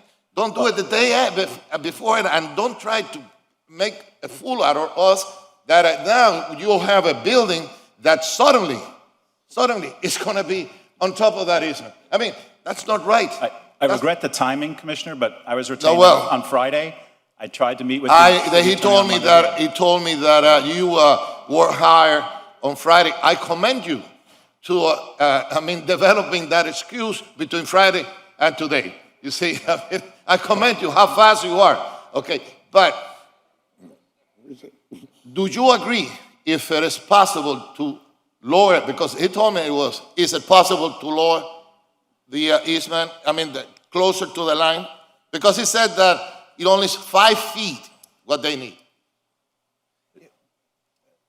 Commissioner, if I could just respond to that quickly. I just received, while I was here this morning, a letter from FP&L, from the project manager, the engineer. I sent it to all of you, the city manager and the city attorney. And it says, Wayne, FP&L has no objections to changing the route of the conduits. Please confer with all parties involved, work out an adjustment. Once, please show, and this is the way it's worded, unfortunately, please show us the final routing. It can be adjusted in the field and a new survey easement be produced. All I'm requesting is to solve the problem. I have a simple solution. It's only roughly about, I think, 20 to 35 feet of the proposed easement. No. According to my conversation with Gino yesterday, he said the only thing that I wanted to move it 5 feet towards the boundary line. The boundary line. I'm saying the length of it, the length of the easement. One thing that I want to make clear. Yeah. I will not accept the city being held hostage because there's personal disputes. I would not accept that. That is not right. And I agree with that. We shouldn't be in the middle of this family feud. You guys figure it out. The deferral may not be a bad idea as long as we do the same thing we did with the other issue, which is, come back time certain, come back next commission meeting, and you guys figure it out. You guys sit down. They're not going to figure it out. What I'd like to hear from is our real on. estate asset But- management but I'm not- department, and, I'm sorry, I but didn't I'm mean to not interrupt you. finished. I mean, this is my suggestion, Chair, and I don't know what the will of the commission is, but if you guys, I think we should give them an opportunity to figure it out, right? I believe that people can, logical and, sensible people can sit down and talk things out. If you guys are so apart that you can't figure it out, let us know, and then we'll make a decision for you. But I agree with Commissioner Reyes, this back and forth, this thing keeps on coming and coming, it just won't go away. We have much more important things at the end of the day to do on this city commission than kind of mediate between you two guys, okay? And between your two clients. I'm not talking about you two personally, I'm talking about your clients. Figure it out and come back to us, what I recommend, and come back to us with something that makes sense, and stop wasting our time. We got a lot of things to do, including a budget. We have public comment we haven't even heard. We really have important things to do for this city. This is an important issue, but it's not more important than many other issues that we have. So figure it out. That's what I recommend.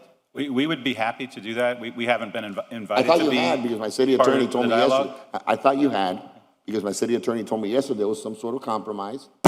The compromise. I mean, there was some Solution. there was a solution to the problem. The solution was a hold harmless and indemnification from Grove Bay. Correct. That's to what I the asked you city. earlier, didn't I? So I didn't get to, because then all the I'm questions sorry. started. If you can elaborate on what the solution Right, is. so the solution was for the commission to approve this item with a hold harmless and indemnification from Grove Bay, which we have already drafted if needed, if it's the commission's will to go forward. At the end of the day, there is litigation amongst the parties, which has addressed in favor of Grove Bay going forward with these issues. The easement at this time that's being given will release the old easement, which is much more cumbersome than the easement that is being given today. There's also water and sewer easements already there that do not allow for any type of building on that area. However, the easement that's being proposed that's now really- is a better easement than the ones that they have, which will be released. I'm sorry. Now you're very clear. Now you made the same thing you told me yesterday. So now, there are other easements and they're not allow you to build there anyway, correct? That's not, I would disagree with the city attorney. There's a water main easement that can be moved, which is typical when you're doing a project. Right. The other easement that we speak of is from 2004. Nothing's been done with that. That's why you can now have this new easement. When I just want to point out how simple this is. Well, is there really a building that's been planned? Yes, we have plans from 2017. We had met with the former Dream director about the plans. In that location? In that location. It's the only location left for them to And develop. the new location that was, If I could interrupt. I'm sorry. I'm seeing. I'm trying to understand. No, the issue. but while he's saying that, I'm seeing negative head shaking I from know. my city manager and my real I estate know, asset but- manager, so I want to verify that some sort of plan has been submitted. because No, we after a while, haven't submitted it. We That's the have whole the issue. plans. We should have, I'm sorry, with all due respect.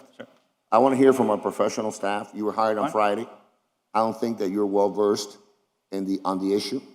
I think it's not your fault. You were hired 5 days ago. We get Actually, it. I have quite a bit of knowledge, but I'm happy to hear from the manager. But let's hear from our professional staff, the people that we pay a lot of money to tell us what they think. So manager, and then city attorney, and then Dream, and you call on them, you're the chair. But I don't want this back and forth, you know? I mean, as I stated in the briefings, I think our position is very clear. I think we should move forward with the approval of this easement as stands. I think it's significantly less intrusive than the one that exists now. His client was a party to the original agreement that actually identified that easement, so they've been well aware of it since '04, whether it's been enacted upon or not. And to say that they didn't know about it is simply untrue. I don't know if that's what his client told him, but that's not true. So I think we should move forward. I think it's going to cause, and I'll let the Grove Bay guys weigh in on this, but I think it has a material impact on them to have this delay because then they can't move forward with the utility work. We've obviously seen a lot of progress there. They're already behind schedule, and I think that at this point it inures to the city's best interest to move this along as soon as possible. And I think that whatever internal dispute they have, we have not seen any plans. No plans have been submitted for any additional work to that site. So as far as we are concerned, we feel like the city's protected. We also feel like it's in the city's best interest to move forward with the easement. Commissioner But Reyes. nobody has answered my question. You see, why are you opposed of moving the easement a little bit? I mean, it's just a question that I want to I want to answer, because I have to. I want to be as fair as I can. You're trying to find a compromise. That's right, I'm trying to find a compromise. I mean, why cannot it be moved 5 feet towards the property line? Why? I mean, is there an impediment? Yes, through the chair. Of course. There are existing easements and existing utilities with which it would conflict to move it any further. But they are right on top of the property line? They would, if we were to move this proposed easement any further, it would start to conflict with the existing utilities that are already in place and plan to be there. But you mean that, how do I define conflicting? We have a sketch, which I think we could show you, if you bear with me for a minute. We have a plotting of the existing easements. While I get that, may I just make a couple of quick remarks? No, hold on a second, I haven't finished yet. Okay. I haven't finished yet. That is one question. The other question that I have is, Madam City Attorney, I heard you say that there are already easements, that they are gas easements, they are water easements, that they are on the property, on that property, that therefore no construction can take place on top of those easements? Well, they are more burdensome easements. You can't really put a building on top of a water main or anything like that. So, Okay, that explains. The new easement that's proposed is better than their existing FPL easement. It is literally straddling the property line as compared to the one that's existing now that's bigger at 10 feet and goes straight in the middle of their property line. Correct me if I'm wrong. If now nothing happens and they want to build all the way to the property line as they are proposing, then no easements have to be put in place? I mean, all those, the water main should be moved then, right? They will have to move it if they were to build there. If they would have to move all those easements, and I don't know, it's a narrow area. What is this, man? What is this? I mean, by God's sake, reach an agreement. Because, I mean, this is ridiculous. Just a moment, Mr. Bass, and then Mr. Chair, Pathman. Mr. Chair, Yes, let me just say this in deference to Commissioner Reyes and definitely in concert with Commissioner Diaz de la Portilla. We have a lot of things to discuss. Yeah. It was fair to them to take them out of order. We're not to monitor their fight on our property. Yeah. Okay? They're the ones building. They need to get together, figure that out. But as long as it's on our property, mind you not, okay, then it should be not to our detriment, but to our benefit. And so, because we have other folks here on other things, we took it out of order, thinking it was going to be, but if it's going to go any longer than another second, okay, then they need to get back in line, figure it out and get back in line. Well, because there's other folks here too. It's not fair to them. Thank you. Or maybe they can talk to each other and we bring it back later this afternoon. That's what That's right. Yeah, how about that? Yeah. You guys go sit over there, get some coffee and talk it out and figure Always it out. happy If you to can't, you lose the communicate. first. Because you're right. I'm sorry, Commissioner Reyes, you're right. You just got engaged on Friday. I know you have a lot of knowledge, but all these things have nuances. And if you've been building something, you knew about those easements already. Your client knew about all those easements. So your client knew about all those easements. Yes, so as much as your knowledge does exist, right, you're asking us now to referee something that you just kind of been made aware of, and it's unfair that the other folks is here. Okay, so you all should try to figure something out. I'd like to try to bring it to a head then, if I can, so we can move on. Yeah, and just one suggestion, and I agree with Commissioner Diaz de la Portilla. Why don't you go to lunch? He will buy it. Yeah, I'll buy it. And generous, thank you. Iron this out, and come back with a solution so we can, the project could just start and go ahead, and you don't keep the city hostage. But my understanding, this is the compromise that's been offered, and from our administration's perspective, it's ready to go. from my perspective as the commissioner for this district, my residents have been deprived of the Baywalk for a very long time and from these amenities since Scotty's was closed. So I want to see this come back. I want to see this finish. I have full respect for Mr. Lima. I think he's an incredible tenant. His amenities are an asset to the Grove. But I think we need to move forward. I would invite a motion on PH4 to get this done at this point. If there needs to be a change later, something else needs to change, we can come back and amend it. But as far as my administration's telling me, this is ready to go. We have compromised. We've moved it to their benefit, and nothing can be built in that space. I don't know what else there is to debate. Mr. Chairman, if I could just comment. So move. It's been moved by Commissioner Watson, seconded by the chair. Mr. Pathman, you're recognized. I just want to take it out of the perspective of the easement, okay, in terms of the parties. We've heard about the parties not agreeing and arguing and so on. It's really quite simple. There's a lease in place. You're the landlord. Under the lease, and I'd like to just read this portion, it says, from and after the lease date, lessor shall take no action which would impair or otherwise affect title to any portion of the subject property, and shall record no documents in the public records which would affect the subject property without the prior written consent of the lessee. You have no consent from my client. They were never noticed. And when they is were never, that- when is they were that never lease asked to give dated? consent. So what I'm trying to say is, I don't want to create a problem. I want to solve a problem. When was that lease dated? This lease goes back To? many years, but it is your lease. It is When was the lease. that lease? I'm asking, you reading from something, when was it dated? 2009. 2009? Yeah. And where's the plans of the building that you want to The build? plans that I was referring to before were created on 8/8/17. My clients met with the city. They didn't file anything yet. 2009, 17, 10, so it took you 8 years to come up with plans that you thought had to be built on an easement that you knew about since 2009? No, it wasn't. That's a different set of facts. Well, the you're lease, reading from a lease that you Right. said everybody should know about, right? Yeah, it's your lease. It's a city lease. Exactly. And your client knew about that lease. They were engaged in it. If it's a lease, it's done, right? Of course, he knew about the lease, but it's your obligation to give him notice.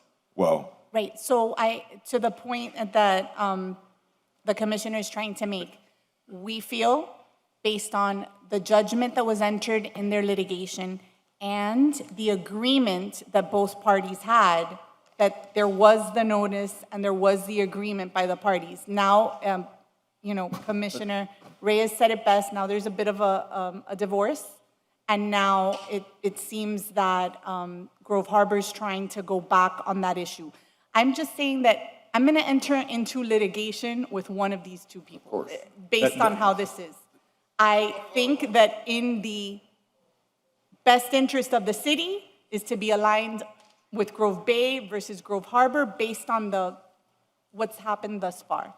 But there's, as Commissioner Reyes says it best, we're always going to enter into some sort of litigation, and it's just a difficult situation. We're in the middle of it, but we're in a rock and a hard place, but the better solution is to be aligned with Grove Bay.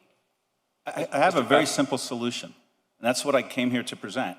Not to create adversary, not to file lawsuits or anything else. There's an easement. The court order that the city attorney is referring to does not give Grove Bay the right to extend any easement beyond Chart House Drive. I have the order right here, that's what it says. There is an obligation under the lease to the city to notify and get consent.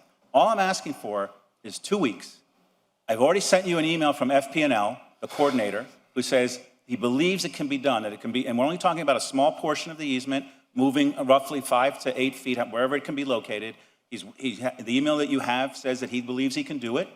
And if we can't resolve it in 2 weeks, then you move forward, just within 2 weeks. That's what I thought the last 2 weeks was for. Mr. Bass, you recognized. They were just finding out all the information at that time. I was retained on Friday. I learned all the facts. I read everything. We got it. There's a simple solution to this. A simple meeting with FP&L. If it can't be relocated, it can't be relocated. If it can, end of story. Everybody's happy. Everybody wins. I'm not trying to be facetious, but when did you came with the idea of placing a building on top of the easement?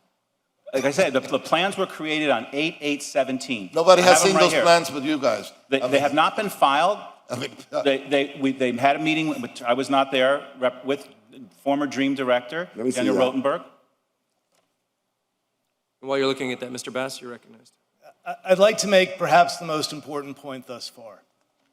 On November 5th, 2013, 61% of your electors went to the polls to vote to approve this project. The reason this project is not now operational is because our neighbor cannot resist the impulse to delay and to obstruct us. FPL has no idea what other utilities are in the area. If, and praise be if it's true, they come back to us with a very reasonable solution, we will entertain an amendment to the easement.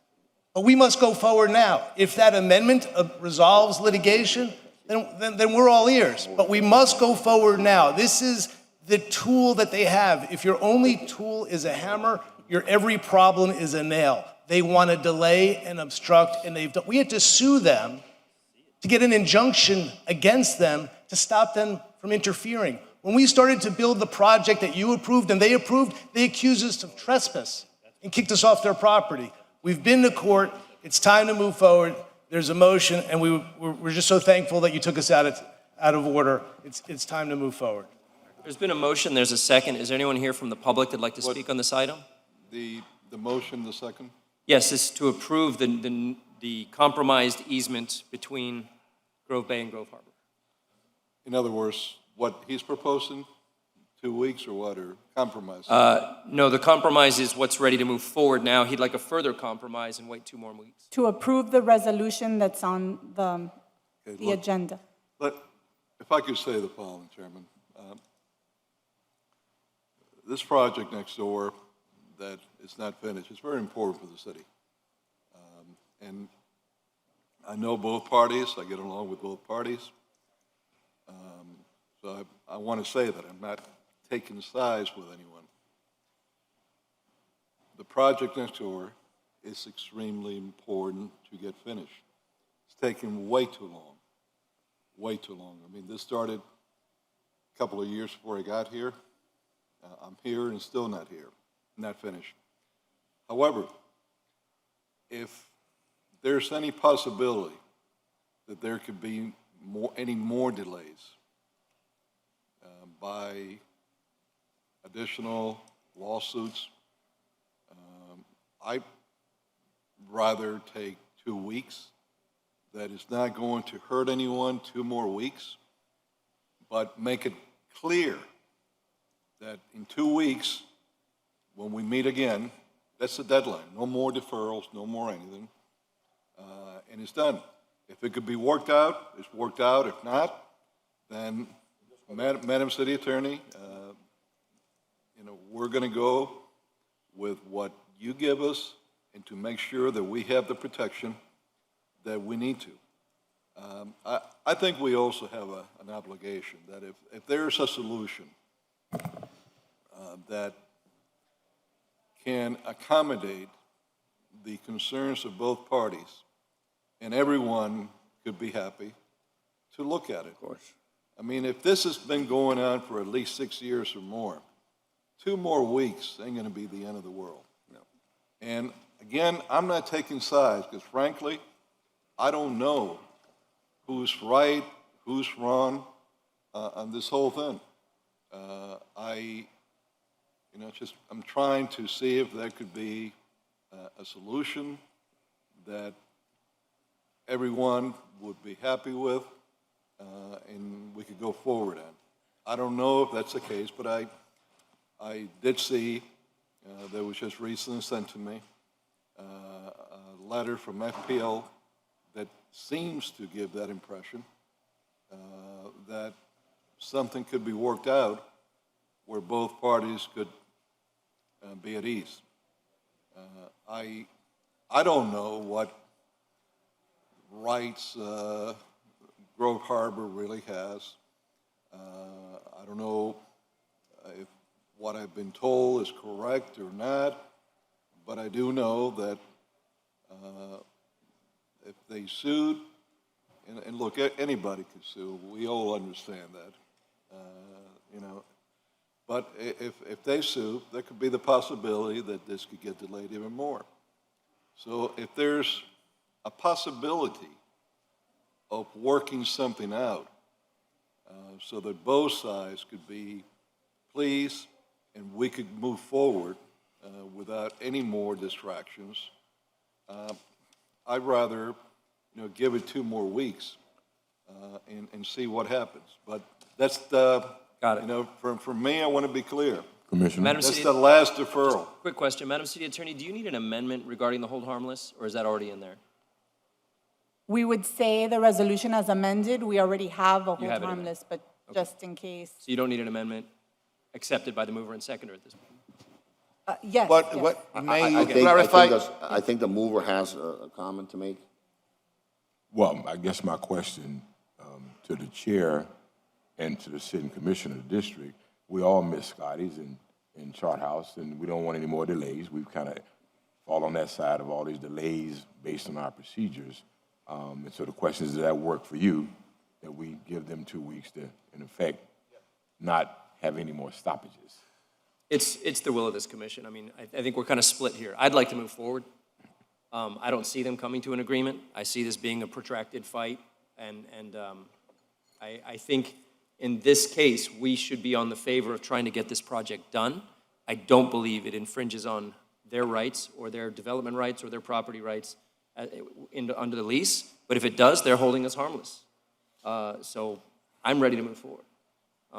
But it's the will of this commission. So I recognize we have we're all working with friends here. These are tenants, good tenants in good standing that we want to see successful. yes, but we've got to make some hard decisions. But this is not about people that you know or people that are friends. This is about trying to do what's best for the What's city. right? Of course. What is And, right?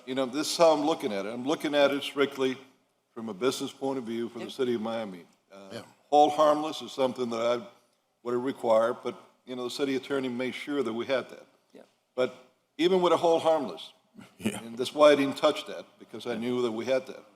What I'm concerned about is if there's another lawsuit, this would get delayed for who knows how much longer. Right. So if there's a possibility that they can come to an agreement, look, if FPL can do it in a certain way where they're both pleased, I don't know, what's the big deal? I mean, it's, What I recommended Yeah, that's was the same thing Commissioner Carrero is saying now. 2 weeks. Well, we agree, look, 2 weeks. 2 weeks. Everybody 2 weeks. 2 weeks. If we can withdraw the motion. All right, And then I'll make a motion to defer 2 weeks from now. but that's it. Mr. That's it. That's the final. Mr. Chair, Final, it's a Does the final mover time. withdraw? Mr. Chair, Yes. can I please ask the city attorney this question? Let's say that in 2 weeks from now, I know that there is black blood between the two tenants. Hold on a second, man, Carollo. but that's their Hold on a second, and let me finish, okay? If there is not an agreement, and we vote, and we're sued then by the other party, can we countersue for all the revenues that we will not receiving because of that legal action? That's an excellent question, and I'll make sure I have an answer for you. That I would like to have that. Because I have to look at the Keep that agreement. in mind, because the way that I see it, I agree 100%. We have two wonderful tenants. It is unfortunate that this discrepancy is going on, but we have to also look after the city of Miami, and this has to be resolved. This has to be resolved one way or the other, one way or the other. And if 2 weeks, within 2 weeks, when they come, there's going to be a vote. We're going to vote one way or the other. Okay, there's going to be a vote. But if either party decides to take us to court, because that is always the Damocles sword that we have in the city of Miami, I'll sue you. Well, it is time that we start protecting ourselves. We can countersue also, right? Because the more that you extend the construction of this project, the more that the revenues that the city is going to lose. I just want you to answer me that question, and I agree with 2 weeks. Commissioners, I will have that answer for you, Commissioner Reyes, after I review the agreement again. And then could we give them a time certain, though, if possible, since, For the 14th, you mean? yes, because I believe this is still going to be a discussion. We'll work on that, but let's Thank start you. here. Commissioner Watson, are you removing your motion? Yes. All right, so then we will add PH4 to the order of the day as a deferral to October 14th. Okay. Now, the only couple other things I'd like to add is, look, whatever bad blood might be between these two parties, that's between them. Yep. Not with the city of Miami. They need to resolve that between themselves. We should not get involved in that. We should look at it strictly from a business point of view. Absolutely. And, you know, be a fair referee. And having said that, Mr. Manager, thank you. Having said that, you're the referee in this whole thing. You know, you can't be in one team or the other. You got to be right down the line. And, you know, you need to also get involved with both of them, with FPL, because ultimately, you know, both those leases are City of Miami leases. It's our land. And if it could be accomplished, you know, in a way that, you know, it's best for both parties, even though they don't come into an agreement, you have the right to say, look, FPL says that, you know, we could do it this way. Obviously, I guess costs should come into being a factor there too, and so on. But you know, you have to call it heads or tails, and it's not going with one side or the other. We have to be objective on it, and that's all that I'm saying. I certainly don't want to delay this any longer. I was ready to come in and vote on this today, but when I saw this memo from FPL, that's what made me think that it would be appropriate for 2 more weeks deferral, and that's it. I mean, we're clear. It's 2 weeks, and that's All we it. need. All right, Mr. Chairman, I just have one last request. We'd like to work with the city and to coordinate this within 2 weeks. If the city administration would coordinate with myself and Grove Bay, and an FP&L to have the meeting. We just need their cooperation. I'm sure there's a number of people. That was the direction from Numbers Commissioner that have to be Arroyo involved, already. and we'll make ourselves Thank you. available, but want to try to And- coordinate as best as And possible. whatever the outcome is, Mr. Manager, what I would like for you to present to the commission are your reasons why you approve putting the lines one way versus another way. You know, you mind up, you know, coming with a third option that maybe FPL might agree with, that's one that neither one of them push for. I don't know. With professional, Obviously. Yeah, obviously. But, you know, I would just like for you to bring the reasoning why you chose one way instead of another. That's all. And All right. vote on it in 2 weeks. Last question to the city attorney. Can we ask, once the decision is made, that the party that it is, I mean, the party that is the decision is favorable to, it provides the city with indemnity on the funds that we will, we are going to lose, because definitely if there is no agreement, we're going to court. Yes, Grove Bay has provided that. It's a pretty big and hefty indemnity. I do not believe Grove Harbor has offered that. Okay, thank you. I just All right. want our city not to suffer. Thank you. We're settled on this October 14th. And thank Are you, there- thank you for Thank the you. accommodation. Thank you. Are there Thank you, any commissioners. Are there any other pocket items that would like to be added to the order of the day at this point? Are there any pocket items for any commissioners? No, but I see that, Eddie,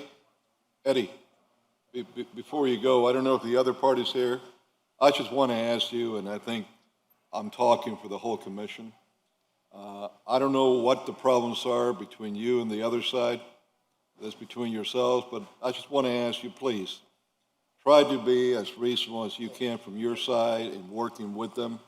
The same thing of Grove Harbor, I'm asking them the same, so that hopefully we could come to, a happy solution for everyone, and we could get your project done as quickly as possible. Okay? Because we're not here to stop, slow down your project. The city and your corporation are partners in this. But at the same time, we have also next door to us, someone that has the lease with us that has performed quite well and brought some pretty good clients there. So, and I'm sorry I called you Eddie, it's Otto. So please have your group, try to, come to a conclusion in this that both of you could live with. And yeah, because you know my concern. You could give us all guarantees, et cetera, which is for attorneys, so we don't have to pay attorney's fees. But my concern is that if they would sue, I don't know what a judge is going to do, and I don't know how much more time we're going to be losing in this. And that's my only concern. Thank you. Thank you, Commissioner. Commissioner. Thank you very much. Yes, you have a Yes. pocket item? I have a pocket item to come regarding the Haitian issue on the border. But I Yes. just want to make a quick statement, if I can. You're recognized. As many you know from recent news coverages, the Biden administration is actually deporting Haitian brothers and sisters without an opportunity to apply for asylum, notwithstanding the plight and danger they face in Haiti. I'm sorry to have witnessed in my lifetime that you, my Haitian brothers and sisters at the Texas border, are being treated less than humane. I do believe the current leader of these United States will immediately stand and do what is absolutely right for all. President Biden is the commissioner of the largest Haitian population in Miami, Florida, and probably almost in the country. I'm prepared to sit with you, help find a solution to the unfortunate and horrendous events taking place in recent days towards the Haitian people. And I'll speak later on a pocket item. Thank you. PI1 on the Haitian issue. Is that a resolution, Commissioner? Would you like a message? Yes, come pocket item. Yes, sir. Okay, that'll be a resolution on the Haitian issue. Are there any other pocket items to add?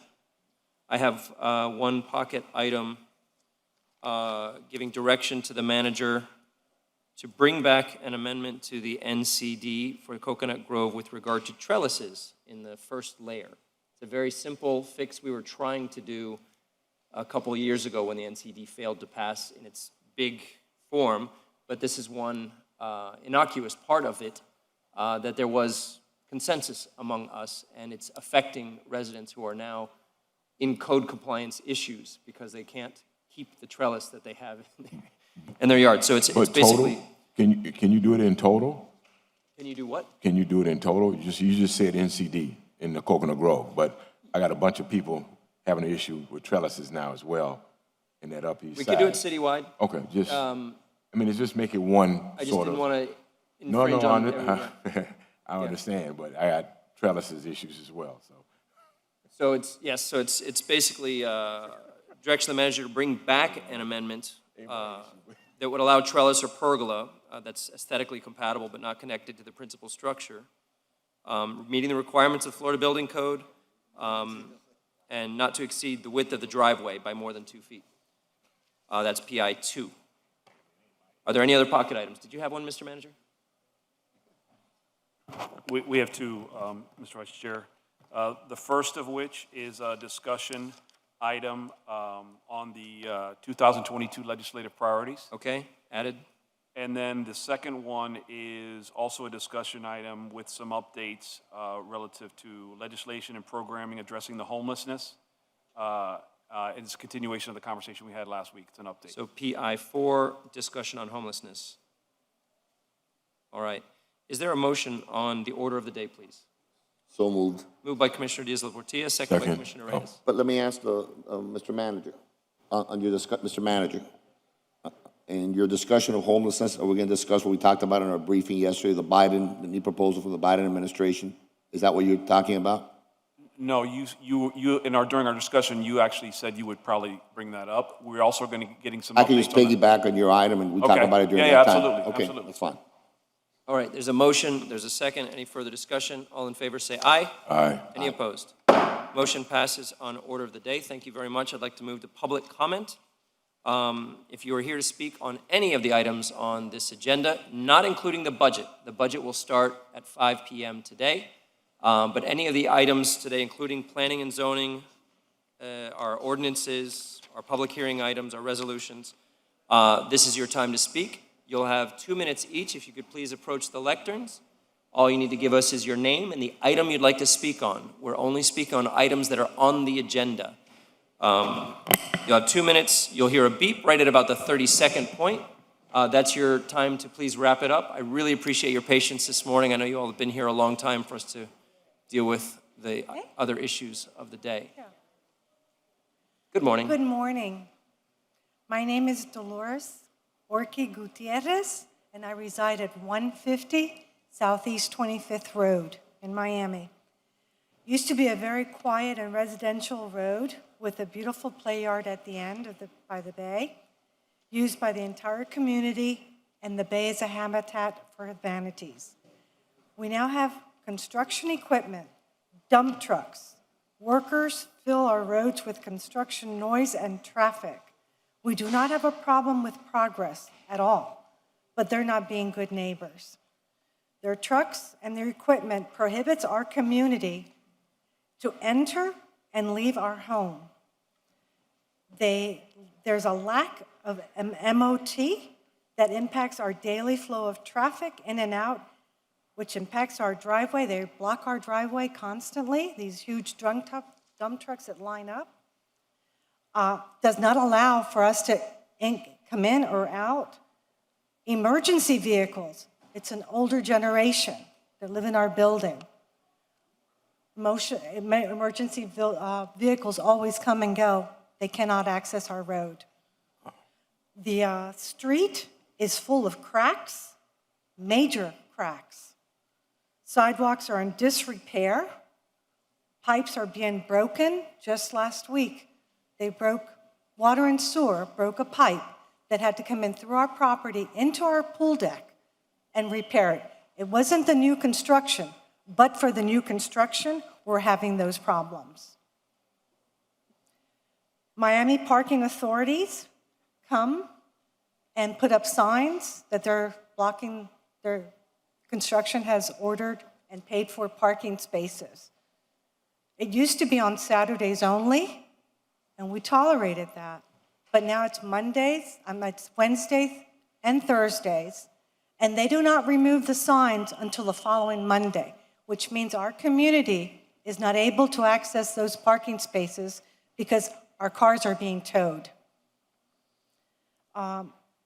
This is unacceptable. We have no quality of life in our community right now.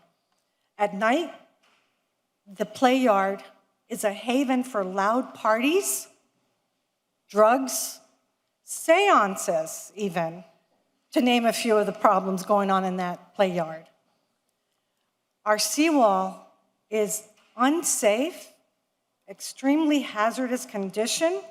If this seawall was on a private property, the city would have cited the owner and told them to repair or replace the seawall. Ma'am, the time has expired. If you could come to the end, please. I'm sorry. The time has expired. We have 2 minutes per person to speak in public. I'm done?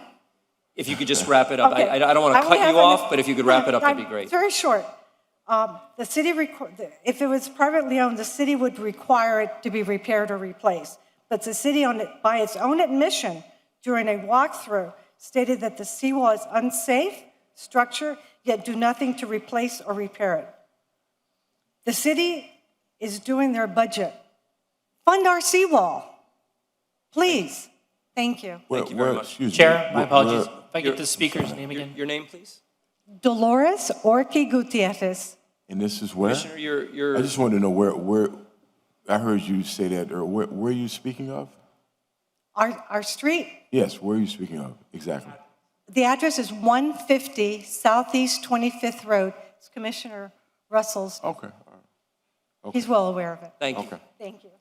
If we could balance the lecterns, both for social distancing and just time efficiency, if about half the folks could line up at the lectern to the left, that'd be great. Good morning, Mr. Cruz. Which item are you speaking on? Good morning, Commissioner. Elvis Cruz, 631 Northeast 57th Street. And before I begin, happy birthday to our distinguished city clerk. 26 never looked so good. I'm going to talk to 3 or 4 different items. The first is PZ5. This would allow affordable and attainable mixed income projects to abut PZ5 has T3. been deferred, Mr. Cruz. I'm aware of that, but who knows what the future may bring, and this is my chance to, So you won't be coming back to speak on it on October 14th again? I don't know. I hope so. Just for efficiency's sake, we'd like, when we defer it, we're not allowed to speak on it, so we're asking you to speak on the items that are on the agenda. But if you speak on it now and then you come on October 14th and speak on it again, we're just not being very efficient. But you're in opposition to abutting of T3 for any sort of attainable, affordable housing. Correct, and for good reason, because it would negatively impact T3 zoning by allowing increased density, intensity, and spillover parking. So please amend this proposal so that it has a 1,000-foot buffer from T3 to these projects that you're seeking to stimulate through these incentives. Next item, PZ10. This is a change in SAP regulations. Wonderful. Finally, we're starting to see a little bit of sanity about SAPs. They should be repealed outright, but at least this one would not allow them to jump across the FEC railroad. I would recommend that you change that to not only speak to the FEC railroad, but to any railroad. There's a few other railroads in town that you should cover. Also, I would ask that you amend it to not allow an SAP to jump over a body of water, such as a canal or a river. Lastly, I want to speak to upzonings. I was here to speak on PZ 3 and 4, which, as you know, has been deferred, but there's other upzonings. When Miami 21 was first proposed, we, the people, were very unhappy about rampant upzonings that were taking place at the time. And we were told that upzonings would be a thing of the past because for an upzoning to happen, 2 things needed to be proven. 1, that the existing zoning was inappropriate, and 2, that the proposed zoning was appropriate. And yet, that rule, which is Miami 21 7.1.2.8 C2G, Charlie 2 Golf, has practically never been enforced. So any upzoning that comes before you, they need to prove that the existing zoning is inappropriate, which it isn't, because that's why they made the zoning map the way it is. Thank you very much. Thank you, Mr. Cruz. Good morning. Good morning, Commissioner. Long time no see. Long time no see. And good morning. My name is Romel Guzman, 1818 Southwest First Avenue, right there in the roads. I wanted to take a moment and thank you for the opportunity to talk about FR3, the scooters. I'm behind you, Commissioner Russell, from day one on this, as you know. I think it works with the right policing and the right control of the situation. However, for that to work, we definitely have to get them out of the sidewalks and onto the streets.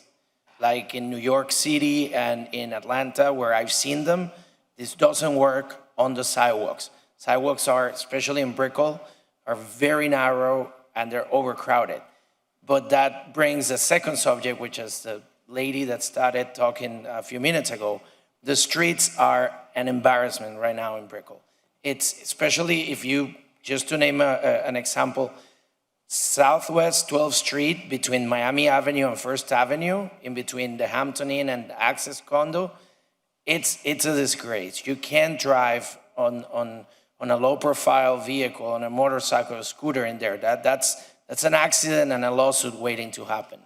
So I think that, as we've seen for the last 2 years, construction has been booming, but that also brings a lot of damage to the streets. It is very important that we fix that. Again, yes, scooters, I'm behind you with this, big supporter. control, no sidewalks on the streets. I was born in Venezuela. Every time I want to feel like I'm back home, I just drive on 12th Street between First Avenue and Miami Avenue, and it's exactly like if I was there. So thank you so much for the opportunity. Thank you, Thank you, Ramon. Good to see you. Commissioner. Take care. Good morning. Good morning, Albert Gomez, 3566 Vista Court. Commissioner Watson, thanks so much for highlighting the plight of the Haitian people. I think we're all Haitian right now. It's a tough spot to be in right now. I also wanted to just alert to an emergency. Again, the FDOT site yesterday spilled silt into Miami River. Everybody's pointing fingers that the FDOT, we don't have jurisdiction, that we have to rely on DEP. DEP is working towards compliance. There's 16 violations in and counting. And frankly, the only way to activate this, and I've checked on this, is to request the EPA to come down and hold them accountable. That's the only way to close the site down and actually get them to put the necessary flood barriers in place so that doesn't occur again, or it will continue to occur every time we get a rainstorm.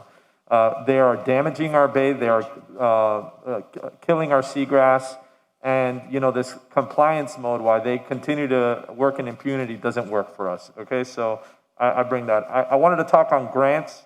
You guys proposed some grants here today. They're important, and I applaud the commission for bringing them forward. That said, there's something most noticeable on today's agenda other than the park naming, fire rescue, and police agreements.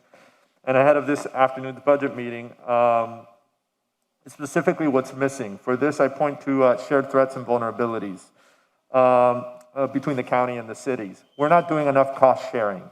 We have the ability to put cost sharing grants for derelict vessel removal. We have the ability to do cost sharing grants for bioswales, for a broad array of different things, just general infrastructure improvements, more storm grates, 100% we can get to on the city, things that we need to have done. We have grants available for that. All we have to do is submit. The county is responsible for certain things, but we're in our own jurisdiction. We should have the ability to do cost-sharing grants, and if they want to deploy them, they can, and we could raise those grants and match them. Why we haven't done that is beyond me. We still have to kind of run our four corners, and I'm hoping that we could do that by submitting more grants, which are available to fill the gaps wherever necessary. But more specifically, I'd request the city to go ahead and ask for the EPA to come down here and hold FDOT accountable. The finger pointing, and it's not our jurisdiction, ain't gonna cut it, because this will continue to happen, and it's happening in your city, our city. So please help us. Thank you very much. Thanks for your comments, Albert. Good morning. Good morning. I'm Irby McKnight, 1600 Northwest 3rd Avenue. I will be very brief. I'm here to support the RAD demonstration project, rental demonstration project of building affordable housing. I am speaking specifically on Rainbow Village 2000 Northwest 3rd Avenue. We need this project to move. We had an acute housing shortage and homeless problem before the pandemic. Our CRA has given millions of dollars, hundreds of millions of dollars to fight homelessness, and yet our streets in Overtown have more homeless people than there are sand on a desert. So we know that those avenues did not work for us, nor for the homeless. But we also know that after this pandemic, we will have an even acuter housing problem than we have now. We have people out of work. We have people can't make their rent, can't make their mortgage. So let's get this project off the ground and running so that children will grow up indoors and not under a bridge. Thank you. Thank you. Good morning. Good morning, distinguished commissioners, and thank you for the opportunity to speak here. My name is Dr. Mario Mendez. I'm the Executive Director of Southwest Social Services Programs, Inc. Our program has been located at the Dr. Armando Badilla Senior Center, which is a City of Miami park. and it has been situated there for over 40 years. The program provides meals, education, socialization, and transportation for the elderly and those individuals that are economically challenged. We have offered these services with funding from the City of Miami, but as well as funds from Alliance for the Aging, United Way, Miami-Dade County, and in fact, many of the services that we continue to provide, such as transportation, to residents of the City of Miami are being done so without, or from funds that are other than from the city, such as the Alliance. After 40 years of providing services to approximately our current constituents, total around 1,300 elderly and economically challenged individuals. We recently received a notice of revocation from the city for the license that Southwest has. It's very disturbing in the sense that we now have to move an operation that literally takes up a city block. And we've been given 30 days to vacate the premises. If that is the final decision of the city, we would respectfully ask this commission if they would give us an appropriate amount of time, an extension to find adequate facilities and move the operations that we currently have.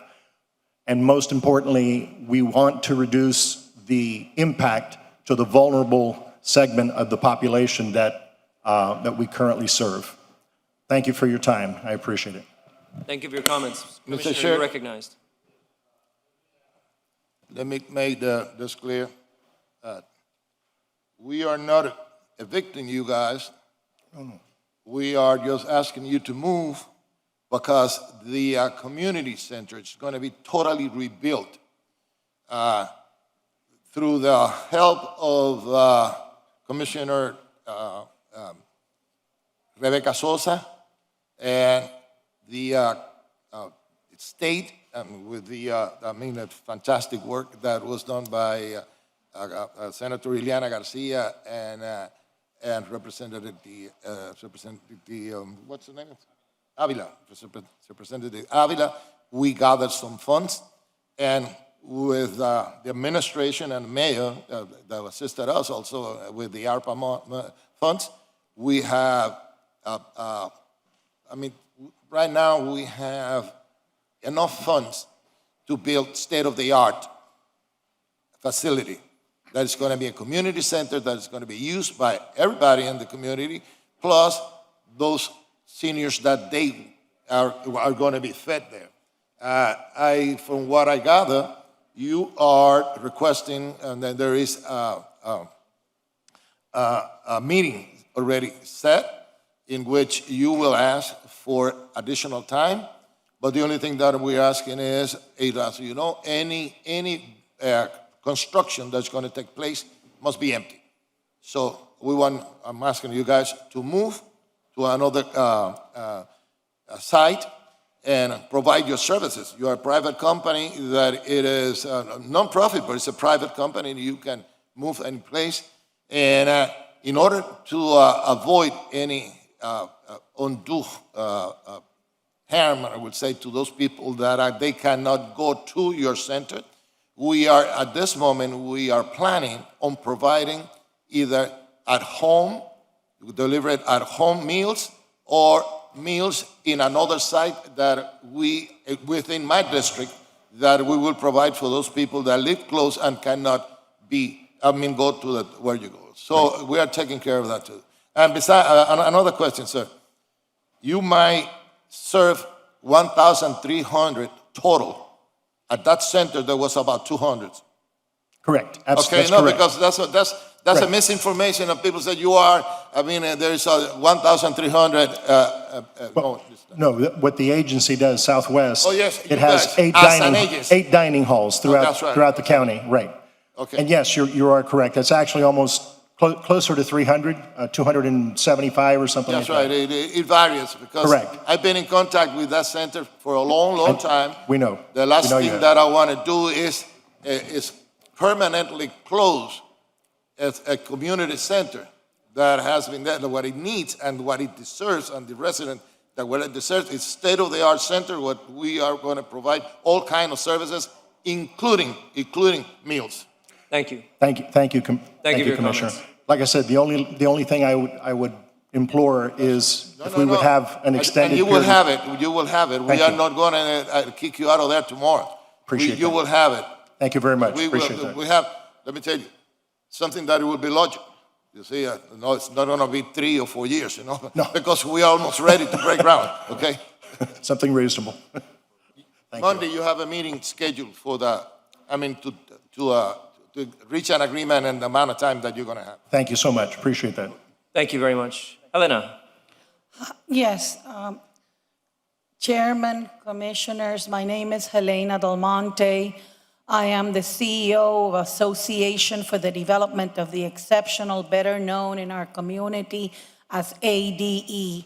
ADE has been serving adults with autism and developmental disabilities for 40+ years out of the city of Miami. We grew, and as we grew, we kept not only our City of Miami program, but we also have multiple programs through the county. We had 5 facilities. We had to close down 2 due to COVID. We started the year with 80 staff members. Today we have 38. And we have lost, may they rest in peace, about 15 consumers, but we've lost over 100 consumers where their parents or different situations, they do not want to return to us, so that's why we had to close 2 centers. I come here apologetic, ashamed of myself.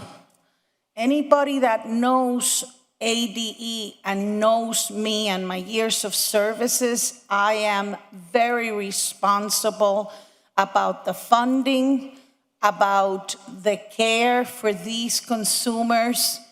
And I have to confess that whether it was lack of staff or the horrendous time that we're going through, we missed.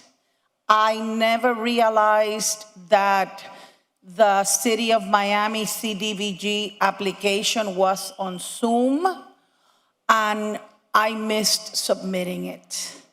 Thank you, Helena. The time's up, but I'm glad we got to the point. Your organization normally receives CDBG money from the city every year? We have been receiving for 35 years. My monitoring is 100% compliance, and last year we received $40,000. This goes solely for the City of Miami unit, which is Thank you. in the Commissioner's District. It's 51, I'm sorry, I did not say that, 51 Northeast 79th Street. We used to serve 70 consumers. Thank you. Now we're down to like 50 in that particular location. Let's see what we can do. Mr. Manager, if Mr. Mensa's around, we'd No, like no, to- that's just, hold on. Oh, this is an allocation from your district. Oh, I apologize. Look, she Go ahead. missed the deadline, Yes. and she accepted that, right? She serves an important part of our community, not young people, but adults with disabilities and the like, in need, and we're not going to forget them. And so we've already spoken to Mr. Mensa, and we're trying to move some things around. We're going to try to accommodate her as best we can this time around, okay? So that's So we'll be seeing an amendment in PH, Yeah. one of the PH items with CDBG funds. this afternoon, yes. Yeah. Whenever it's going to come up. Elena, looks like the commissioner's going to take care of you. God bless you and all of you. don't see me, see 50 adults, they're all low income. You know the area, Commissioner. God bless you, that's all I can say, and this will never happen again. The Commissioner's Chief is going to work with you right now. Oh my God, how are you? Thank you, Commissioner. Good morning. Good morning, Commissioners. My name is Angie Vasquez. I'm actually here to speak, and a lot was clarified. On behalf of Southwest Social Services, I was the Assistant Director for 20 years, and so we are a little taken aback because I too wanted the building moved, updated, the $800,000 that we have. I was actually the one that asked it from Rebecca Sosa. We are surprised that you want us out of there.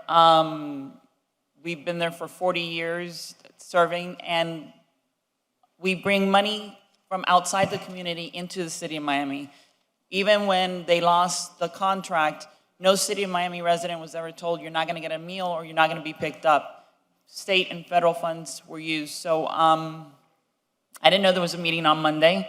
I'm glad to hear there's a meeting. If that is going to go out to RFP, that's been our home for 40 years. That was almost like a physical blow.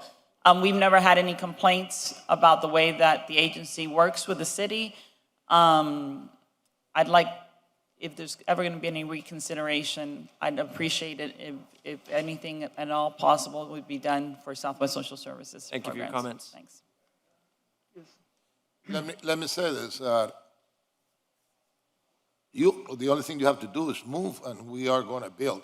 Building. When after we build, then you can try to come back, or then the decision will be made. And that would be awesome. That would be exactly what we would like. That will be, because I'm going to be fair, and I want to be fair. Like I try to be as fair as it is, but I have to look after that area that deserves a state-of-the-art community center, with not only the people that you serve, because that was open only to people that came to have to eat and play.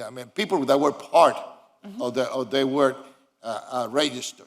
But we want also a place that will be open to the residents, that they can come in and take classes and exercise and whatever. Okay. Thank you, and that's all I ask, is that you be fair and remember our track record. Thank you, Commissioner, I appreciate that.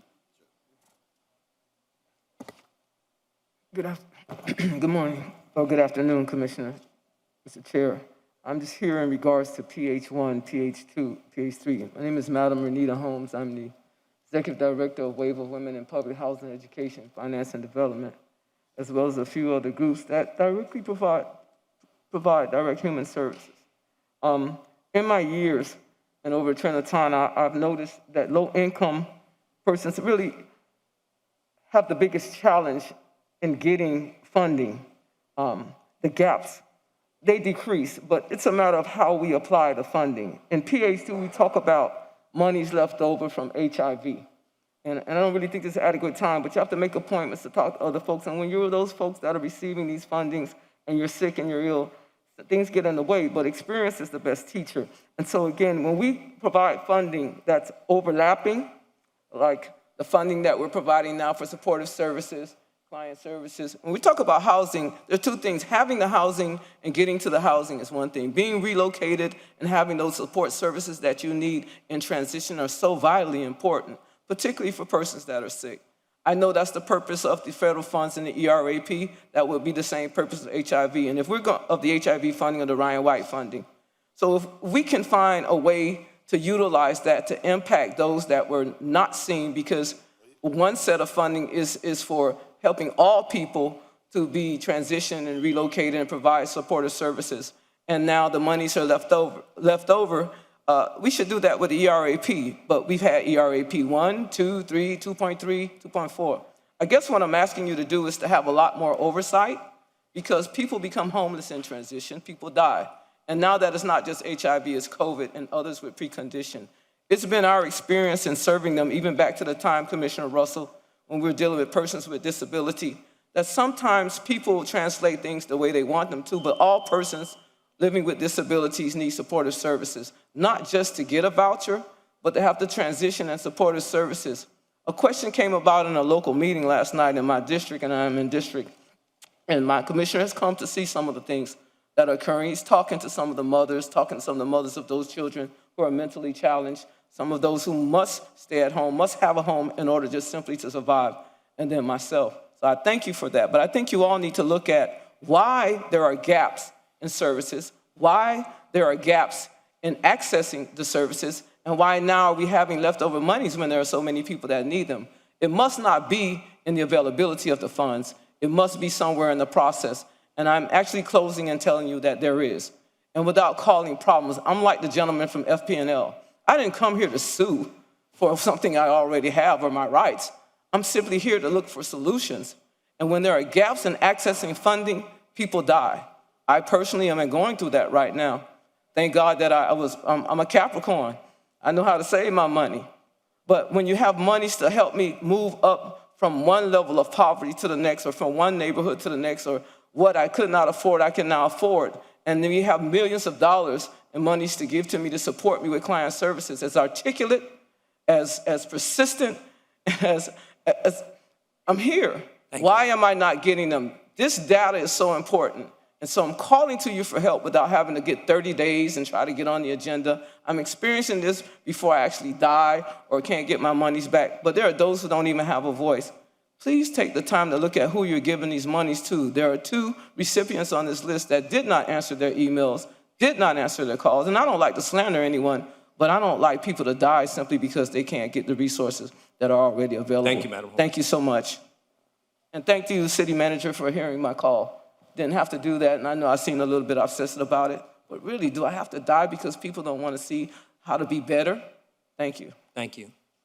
Good morning. Good morning, Commissioners. Sabrina Velarde on behalf of Miami Homes for All and the Public Land for Public Good Coalition. Our address is 1951 Northwest 7th Avenue, Miami, Florida, 33136. I am also personally a resident of District 4, so I'm happy to be here, Commissioner Reyes.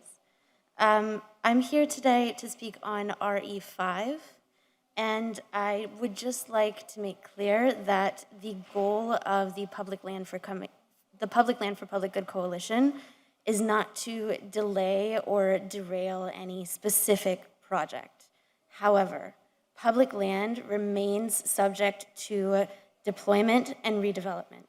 We would like to see a transparent public land policy that incorporates community engagement by trusted partners to ensure that a project benefits multiple stakeholders.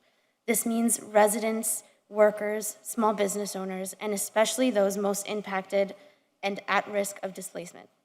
This policy should clearly represent the rules of early stage engagement as well as the goals for the use of city land.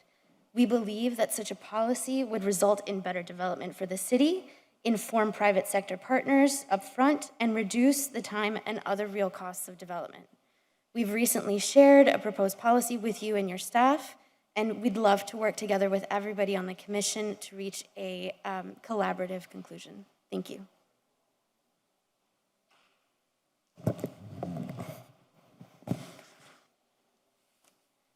Good afternoon, members of the commission. My name is Manny Gonzalez, Executive Director, Wynwood Business Improvement District, 50 Northwest 24th Street.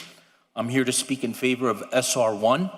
Prior to me coming to Wynwood in 2017, I was the Executive Director over at Coconut Grove, where we were the forefathers of the Sidewalk Cafe and the Parking Trust Fund. I see that there's a trust fund that's being for consideration today. And similar to those successful projects, I truly believe that this pilot program in Wynwood is going to be something that, at least the way it's going to provide us accountability, which right now does not exist. We've been working with all our partners in our district, which consists of 400 businesses, about 190 property owners. We're all in concurrence with this proposed legislation. And it's just similar to the way I like to explain it is similar to a car ticket. Right now, if a police officer sees you speeding, he says, stop. And you're saying, yeah, what speed was I going? I don't know, because I don't have a machine or anything, but I think you're speeding. With the sensors and with the cameras that we've committed to buy for code enforcement, now there's accountability, there's video, we could have dialogue, and stop things from escalating like we did in the past. Thank you very much. Thank you, Manny.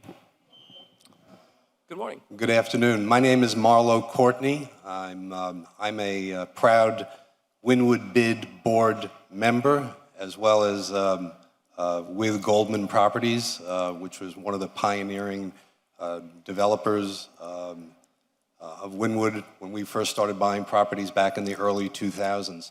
I'm here to speak in favor, as well as Manny did, in favor of SR1. I certainly think that our Wynwood neighborhood and our organization, along with all of the members of our organization, are truly looking to always be better and to improve.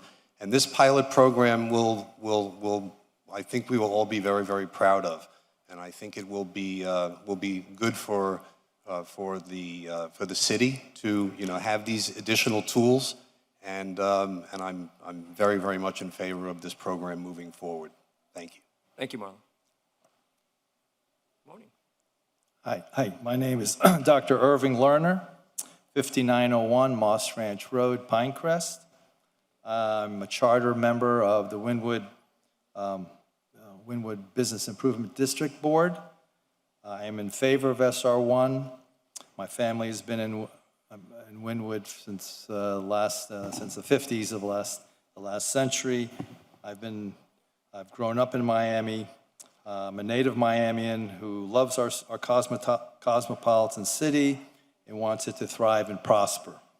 I want to thank the Commission for your support in the past for helping us get Wynwood, the Business Improvement District, passed and organized. And with its evolution these past few years, you've helped us pass a few amendments. As we evolve, we change and we improve the area, and it's usually it's a very democratic process. With limited funds, we obtained through self-taxation. We've created a dynamic district that is safer and cleaner. Wynwood is the #1 visited district in the city and is an asset to our image and our coffers, the city of Miami's coffers. Wynwood it's home to galleries, retail stores, restaurants, bars, and now office and apartment buildings. In the past, it just used to be bars, and we wanted to create a place that was learn, eat, play, work, and live. It just became play and loud, and it wasn't enforceable, and nobody really cared because we weren't stepping on anybody's toes. But now with residences and other expensive investments in restaurants and other businesses, noise has become a real problem, and it's not really enforceable with the old Miami 21 ordinance. So the stakeholders, we all came together and came to an agreement, and these noise standards we hope will be passed. It's a pilot program. We think it's going to work, and I want to thank you for listening. Thank you so much. Good to see you. Good afternoon, Mr. Vice Chair, members of the Commission. Neeson Kazan, representing Miami Design District Associates. I'm here on PZ 10. I would first like to note and wish the clerk happy birthday and thank him for his great service to the community. Our senior planner, Christina Miller, is going to be passing out some recommended additional language for PZ 10, which will recognize the vested rights of existing SAPs that are bisected by the FEC right-of-way. And that language would simply provide that special area plans in existence at the effective date of the ordinance, if adopted, the term abutting shall continue to include properties separated by the FEC railway corridor or across a street or alley, regardless of dimensions. This just recognizes the vested rights, which I think is very important for our particular SAP. A few additional thoughts I would like to share with you with regard to this item. The proposed language is actually in contradiction to the goals of Miami 21, which states specifically that development should be concentrated along and around major transit corridors and thoroughfares. And there is none in the city of Miami that is more important for that going into the future than the FEC corridor itself. There also happens to be an unfortunate history of railroad tracks dividing communities. We have an opportunity here to use the SAP as a vehicle to unite communities around transit hubs and across transit corridors, and the SAPs remain, properly done, an excellent opportunity for doing that. So we would encourage you to consider this and at a minimum, put in the language that I have passed out. Thank you. Thank you. And Madam City Attorney, if you could remind me when we do get to PZ10 to address that requested amendment. Thank you. Good afternoon, Mr. Chairman and honorable commissioners. Thank you for the opportunity to speak today. My name is Albert Garcia. I'm the chairman and co-founder of the Wynwood Business Improvement District, 50 Northwest 24th Street, of course, here in the city of Miami. The 50 City Block Wynwood District is united in respectfully asking that you vote yes today on SR1. By supporting and approving SR1, you will allow the Wynwood NRD1 community to implement a pilot noise program. As you've heard from some of my fellow colleagues on the board this morning, this program will allow the city to implement a methodical acoustical framework, which doesn't exist currently, for current and future development in the Wynwood NRD1 area that will further enhance the quality of life of our residents, as well as business owners and the millions of annual visitors that come to Wynwood each year. If approved, it's important to point out that this will be at zero cost to City of Miami taxpayers, as the Wynwood Business Improvement District will be funding the equipment and the training that's required for the Department of Code Compliance to effectively implement this program throughout the pilot phase. The legislation is the culmination of over a year and a half of countless public meetings, town halls, and workshops that have brought together different groups that in the past maybe weren't seeing eye to eye and working together, and has really come to stand united before you today as we recognize that our challenges will continue as we evolve, but right now we need this plan to continue Wynwood's dynamic and robust evolution. We recognize our economic and business climate, our arts and identity programming, as well as the residential community in the office that's coming to Wynwood. Again, I mentioned it has universal support. I want to call out, of course, not just our board of directors, but the Wynwood Restaurant and Bar Association, the residential and multifamily building owners, tenants, and commercial property owners, including the Related Group, Goldman Properties, and the Manna Organization, which is not here today, but I'm speaking on their behalf. Thank you to our co-sponsors, the mayor, of course, our Wynwood commissioners, Commissioner Russell, Commissioner Watson, for your co-sponsoring this legislation, all of our commissioners, and I want to give a shout out to Commissioner Reyes, because you also chair the DDA, and as you know, the DDA and the Wynwood bid have been very successful in attracting new tenants, new office, new technology companies to Miami. So we're evolving and we're growing and we're taking that responsibility very much to the heart of what we do and what we ask you guys to support us as we move forward. So thank you as always for your support of Wynwood and for the opportunity to speak today. Thank you, Albert. Good morning. Good afternoon now, Chair. My name is Paul Savage with law offices at 2555 Ponce de Leon Boulevard, Coral Gables, Florida. I'm here in the public comment section to talk about PZ10 and to respond a little bit to our friend Neeson Kasdan, who just spoke with some amendment language. And to follow his lead, I do want to wish Todd Hannon a happy birthday today, and also express to the city attorney's office and all the city staff how much I appreciate them helping me and working with me and responding to me. And it's my pleasure to see you again. Very quickly, the amendment language that was already voted unanimously by this body previously, it's a wise, it is a wise policy and a wise piece of legislation.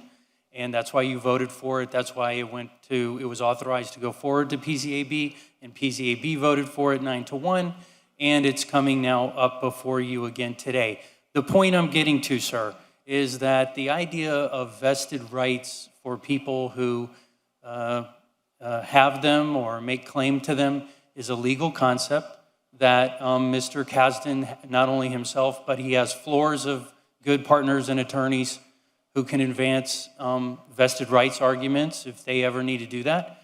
They're excellent lawyers and they're fully capable. You don't need to promulgate and legislate vested rights language for the protection of Mr.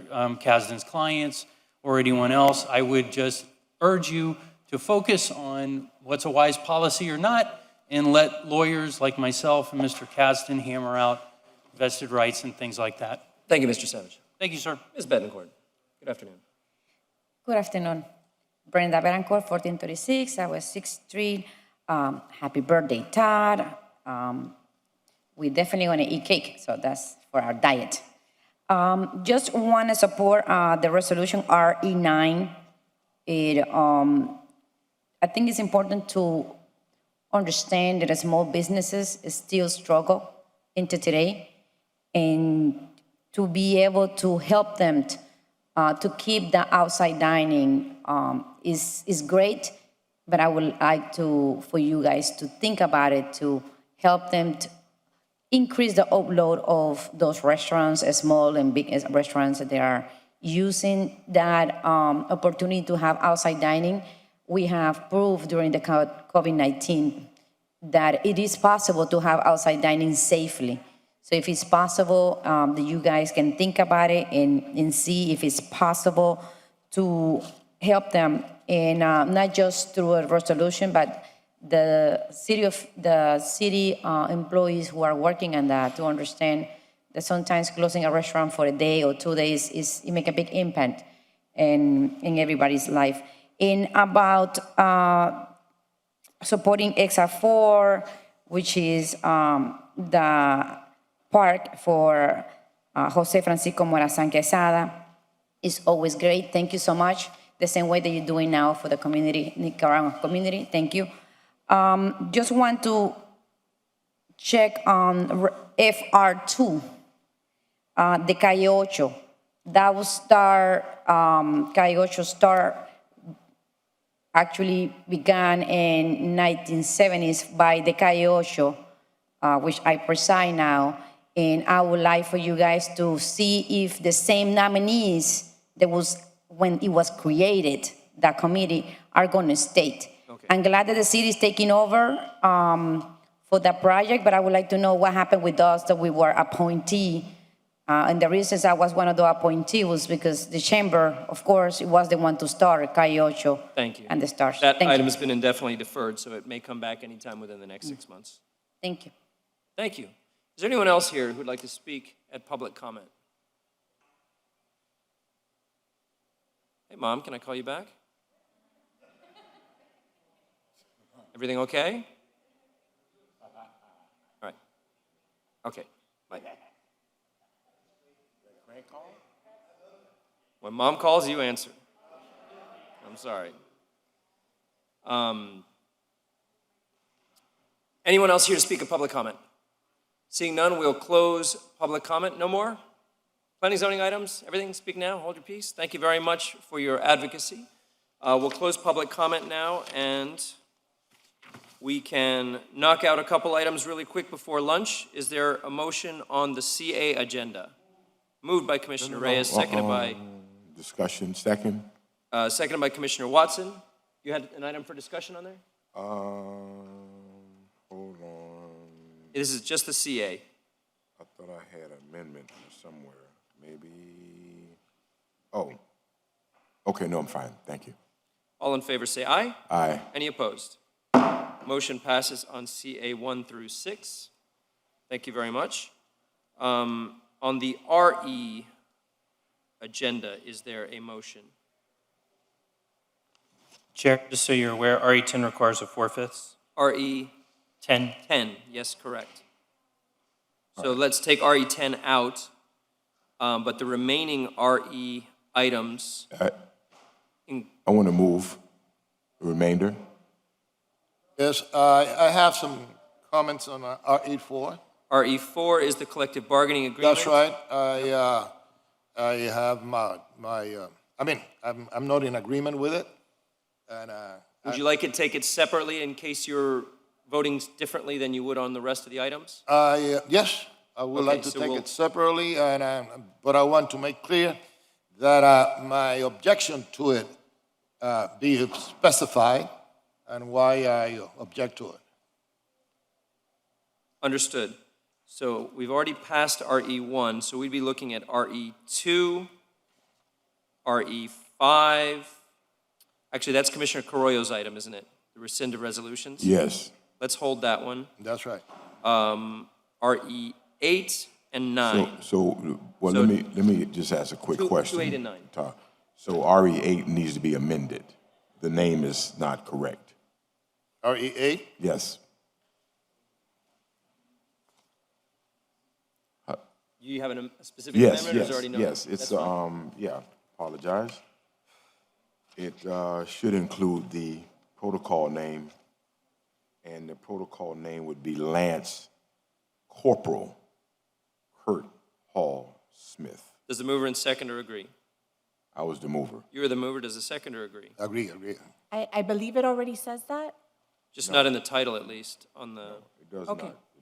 but if it's in the body, it doesn't need to be amended. It's not in the body. Okay. Amendments moved and accepted. So this is RE2, 8, and 9. Any further discussion? All in favor say aye. Aye. Any opposed? Motion passes. I apologize, I skipped the PH agenda. Is there a motion for the remaining PH agenda? PH, hold on a second. This is PH 1, 2, 3, 5, and 6. 1, 2, 3.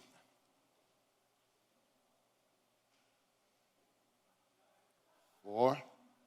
Not 4. PH1 holdout. Okay, we'll pull out PH 1, which is a CDBG allocation. Okay. So we're talking about PH 2, 3, 5, and 6. 5 and 6. Okay. Moved by Commissioner Reyes, seconded by the chair. Any further discussion? All in favor say aye. Aye. Motion passes on PH 2, 3, 5, and 6.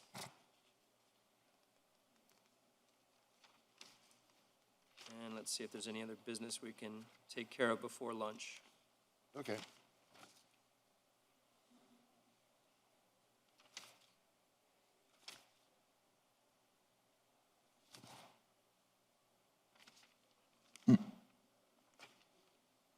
Mr. Manager, through the chair, You're recognized. Mr. Manager, what's the date of this report on Miami 21?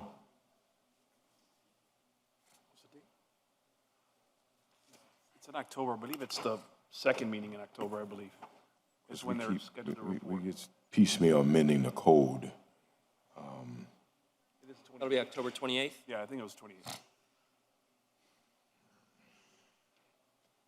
Commissioner, did you need more work on PH 1 for the CDBG change, or are you ready to talk about that? I just wanted to find out, Mr. Mensah, we're good with my signatories relative to distributions, right?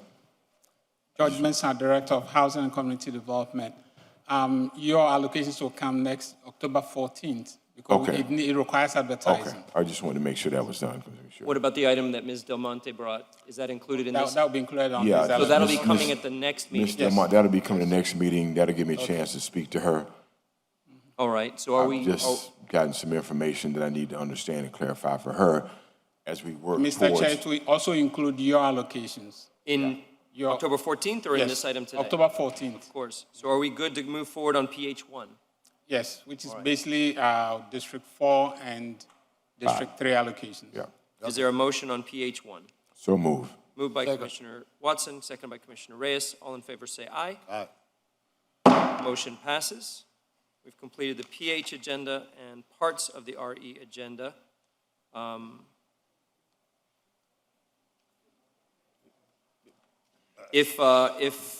If we can get a motion on RE4, it's now separate, so you can have your discussion on that, Commissioner Reyes. So move. Moved by Commissioner Watson, seconded by the chair. Open for discussion. All right, let me get my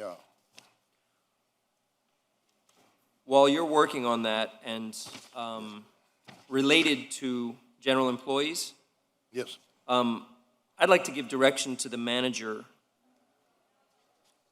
During COVID, under the CARES Act, we had hazard pay for a lot of categories of employees that were allowed under the CARES Act, but many were not allowed. There are 12 categories of employees that I would like to see get a hazard pay bonus. And I'm open to that coming out of my portion of the ARPA funding, which we already allocated in the last meeting. So I'd like to ask the manager to come back with a recommendation on how we can do that, what we can amend to fund some hazard pay for folks that were in the line of fire, who were exposed to COVID, who worked very hard for us during the pandemic, but were not able to get any hazard pay bonus due to the restrictions of the CARES Act. Will you share your categories with us? Yes, if my... You can send them to us. We'll send them to you offline. If you could bring something back for us at the next meeting, that'd be great. Okay. So we have a motion and a second on RE4. Commissioner Reyes, you Yes, are... I want to make clear, and I stated publicly, because people had asked why I do not agree with the called collective bargaining, because I don't think that it was no bargaining at all. It was, give this, my way or the highway. And the first, when I first met with union leaders, from day one, I said that I will not agree on raising the cap, the retirement cap from $80,000, an amount that none of the taxpayers, very few of the taxpayers in the city of Miami will achieve ever.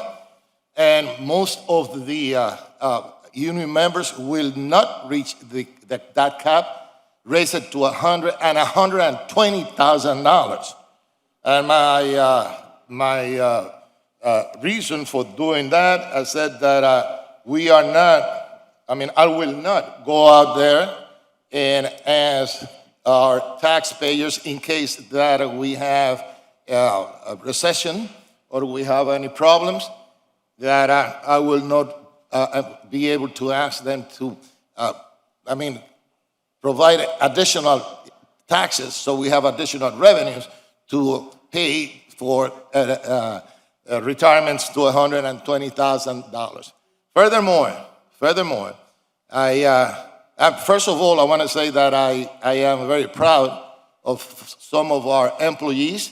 I would say the majority, 90%, 95%, they are excellent employees. They deserve everything in this world, but we have to have some constraints to certain things. This increase will only benefit a small number of individuals that are about to retire or they're going to retire. And as I said before, for the common employee to reach this cap, it will be almost impossible. I also stated all the time that I want to lift the employees that they are on the lower bracket of pay. And I did some calculations. You see, I like numbers. And I said, okay, if we, instead of using that $1.558 million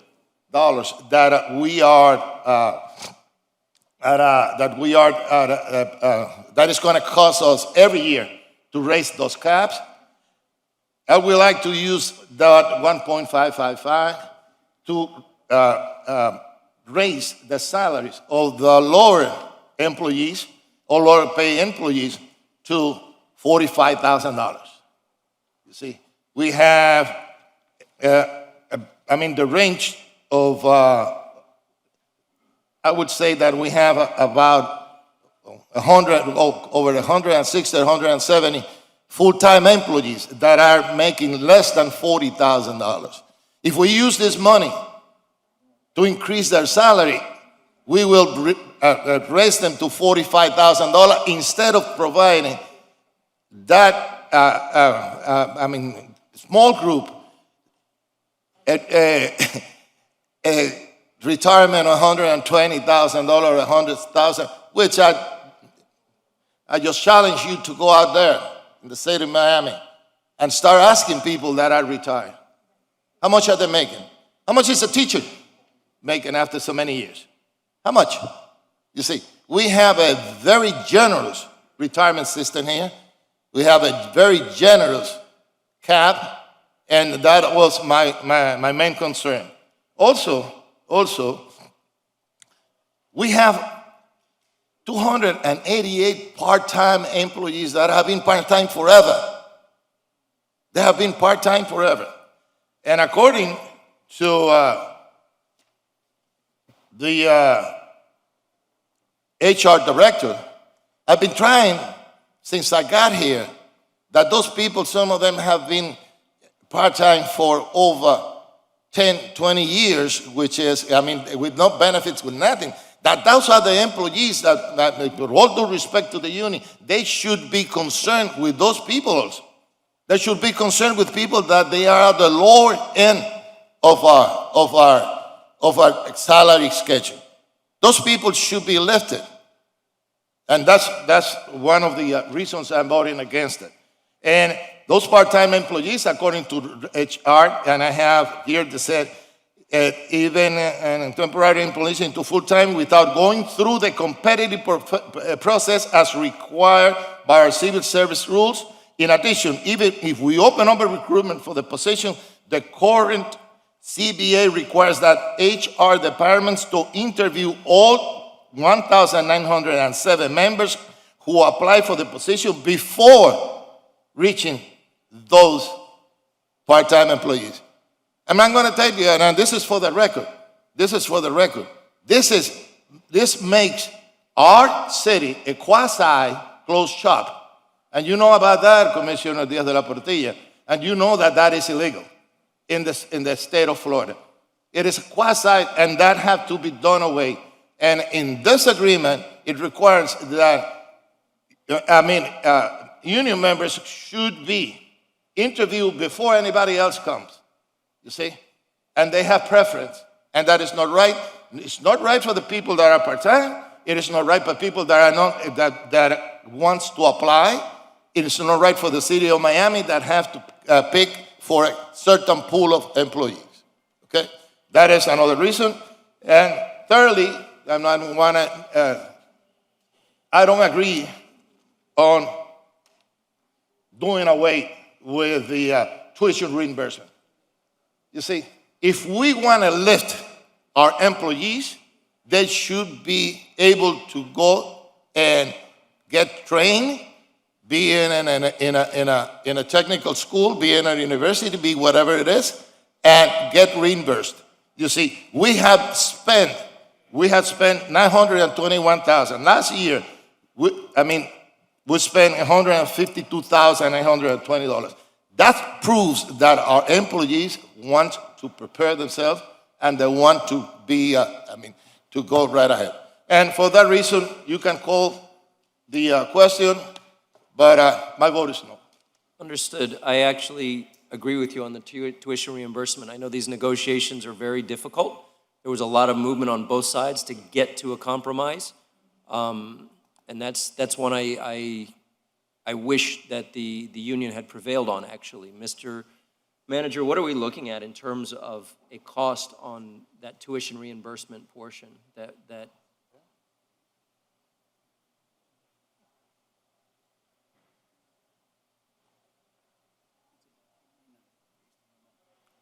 according to the memo, it's about $190. $189,000. Fernando Casamayor, Assistant City Manager. annual? And where would that come from if we were to reinstate that into the agreement? What's the total? $189,000. Where would it come from? Yearly. Yes, that's the next year's estimate for next fiscal year. Okay, next year. Depending on where the employee is, if it's a building employee, for instance, we would use the building funds, general fund for others. I'm in support of the agreement. I really want to see our general employees lifted. And the contracts that they get are rarely as good as other labor unions that work together with us, and I'd like to see some more parity there, some more equity. And so I'm in favor of the agreement, including the caps, including everything that's in there. That was the only part I wasn't crazy about, was losing that ability to reimburse training. So if this passes, you may have your cake and eat it too. You may have improved the agreement and still get to vote no. Well, let me tell you something. And I have to say this, because there is no way that I'm gonna, if I don't speak my mind, I'm not Manolo, okay? I had got messages that the union, and you know how it is, that they want to hold us hostage. If you don't vote and you don't agree, you are going to be opposed. Okay, fine, let them oppose, but I want to make sure that what I want to do, it is our good employees in the city and in the union to be lifted. And they are being sacrificed to benefit the few. And I do not agree with it. There are a lot of people there that they are filling our potholes, you see, that they are not making $40,000, they're making $30,000. And according to all the economic, research that has been done, it's almost impossible to pay rent in the city of Miami. It is impossible, I could tell you, to pay rent in the city of Miami making $40,000 or $30-something thousand. It is impossible, you see. Rent has, unless to own a home. You see, I agree with that we have to protect our employees, but we have to be fair. We have to ask also, one thing that I wanted to do all the time, we have to demand productivity and cooperation from the union. When an employee, it is written because of lack of work, because a person stay at their home and they don't come to work, that they side with the city if that employee is going to be written or is going to be removed from his job. You see? Understood. And that has to be, I am an economics teacher. I have taught about the unions, and I know the importance of the union, particularly, you see, 50, 60, 80 years ago, you see. But I also know history, and I know that some unions, they act like boa constrictor, and they keep squeezing the air out of the either private business or the government. You see? And who pays for this, for all this retirements? This comes, the contribution, city contribution, and I want everybody to know, comes from taxpayers, general revenue. And it has increased to 54,000 in the past years. You see? 54 million in the past year. If you keep, and it's not only the city of Miami, and here comes the time that we have to say enough is enough, and we protect those people that we represent, that they are making now, probably, most of them, they are receiving meager checks. I have seen checks of $600, $800 retirement. I have, in my districts, I have a lot of retirees that own homes, and they are receiving between them two, probably $25,000 a year. I will not, on a clear conscience, will vote to increase the cap, which is at $80,000 to $120,000 at the cost of those people that are paying taxes. Thank you, Commissioner. And that's my point. Does the mover accept an amendment to put the education reimbursement back in? Commissioner Watson? Education reimbursement, yes. Yes, I accept that. Let me ask you a question. We identified, or Commissioner Reyes identified last Monday, those employees, parks and related, that were part-time, to raise and uplift them. Yes, I'm going to bring that up in the budget here. And that comes up later. Okay. Yeah. All right, cool. All right. Yes, but you should get then because that is a big problem, man. I read it. It is not that easy as you bring it up to full time. It has to go to a position. The union has the power to say no, because they have to go through the interviewing process. I mean, it takes more than you say, bring them up. Yeah. Commissioner Diaz-Albortilla, how are you feeling on this ASME agreement? You'll know how I feel when I vote, right? In that case, I may want to wait for another vote. No, I think you're fine. I just wanted to clarify. I think you're fine. So let's go ahead and call the question. Just vote it out or down. Madam City Attorney. I just wanted to clarify that it was brought to my attention that the membership will have to vote to accept this. Yes, understood. So it would be contingent. Thank you. That's fine. And so the seconder So I agrees want- the amendment on the education. And I want to call the question and just vote it. All right. All in favor of the item say aye. Aye. Any opposed? Motion passes 3-1. Thank you very much. We're going to break for lunch now. We'll come back at 3 o'clock. Yes, hello. Hi, my name is Mary De Lugo. My address is 4011 West Flagler Street, Suite 405. I am representing Chamoy, the union president.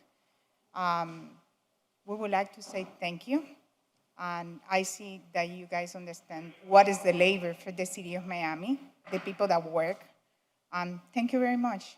I appreciate it. And we appreciate our employees. Thank you. Thank you. This city would not exist but for the working employees of this administration. Thank you do agree. I do agree with the city employees, but I think that the benefits are skewed. The real workers are not receiving what they need, what they deserve. Let's bring them up too. We are breaking for lunch. We'll be back at 3 o'clock. Thank you very much, everyone. Well, we have to talk.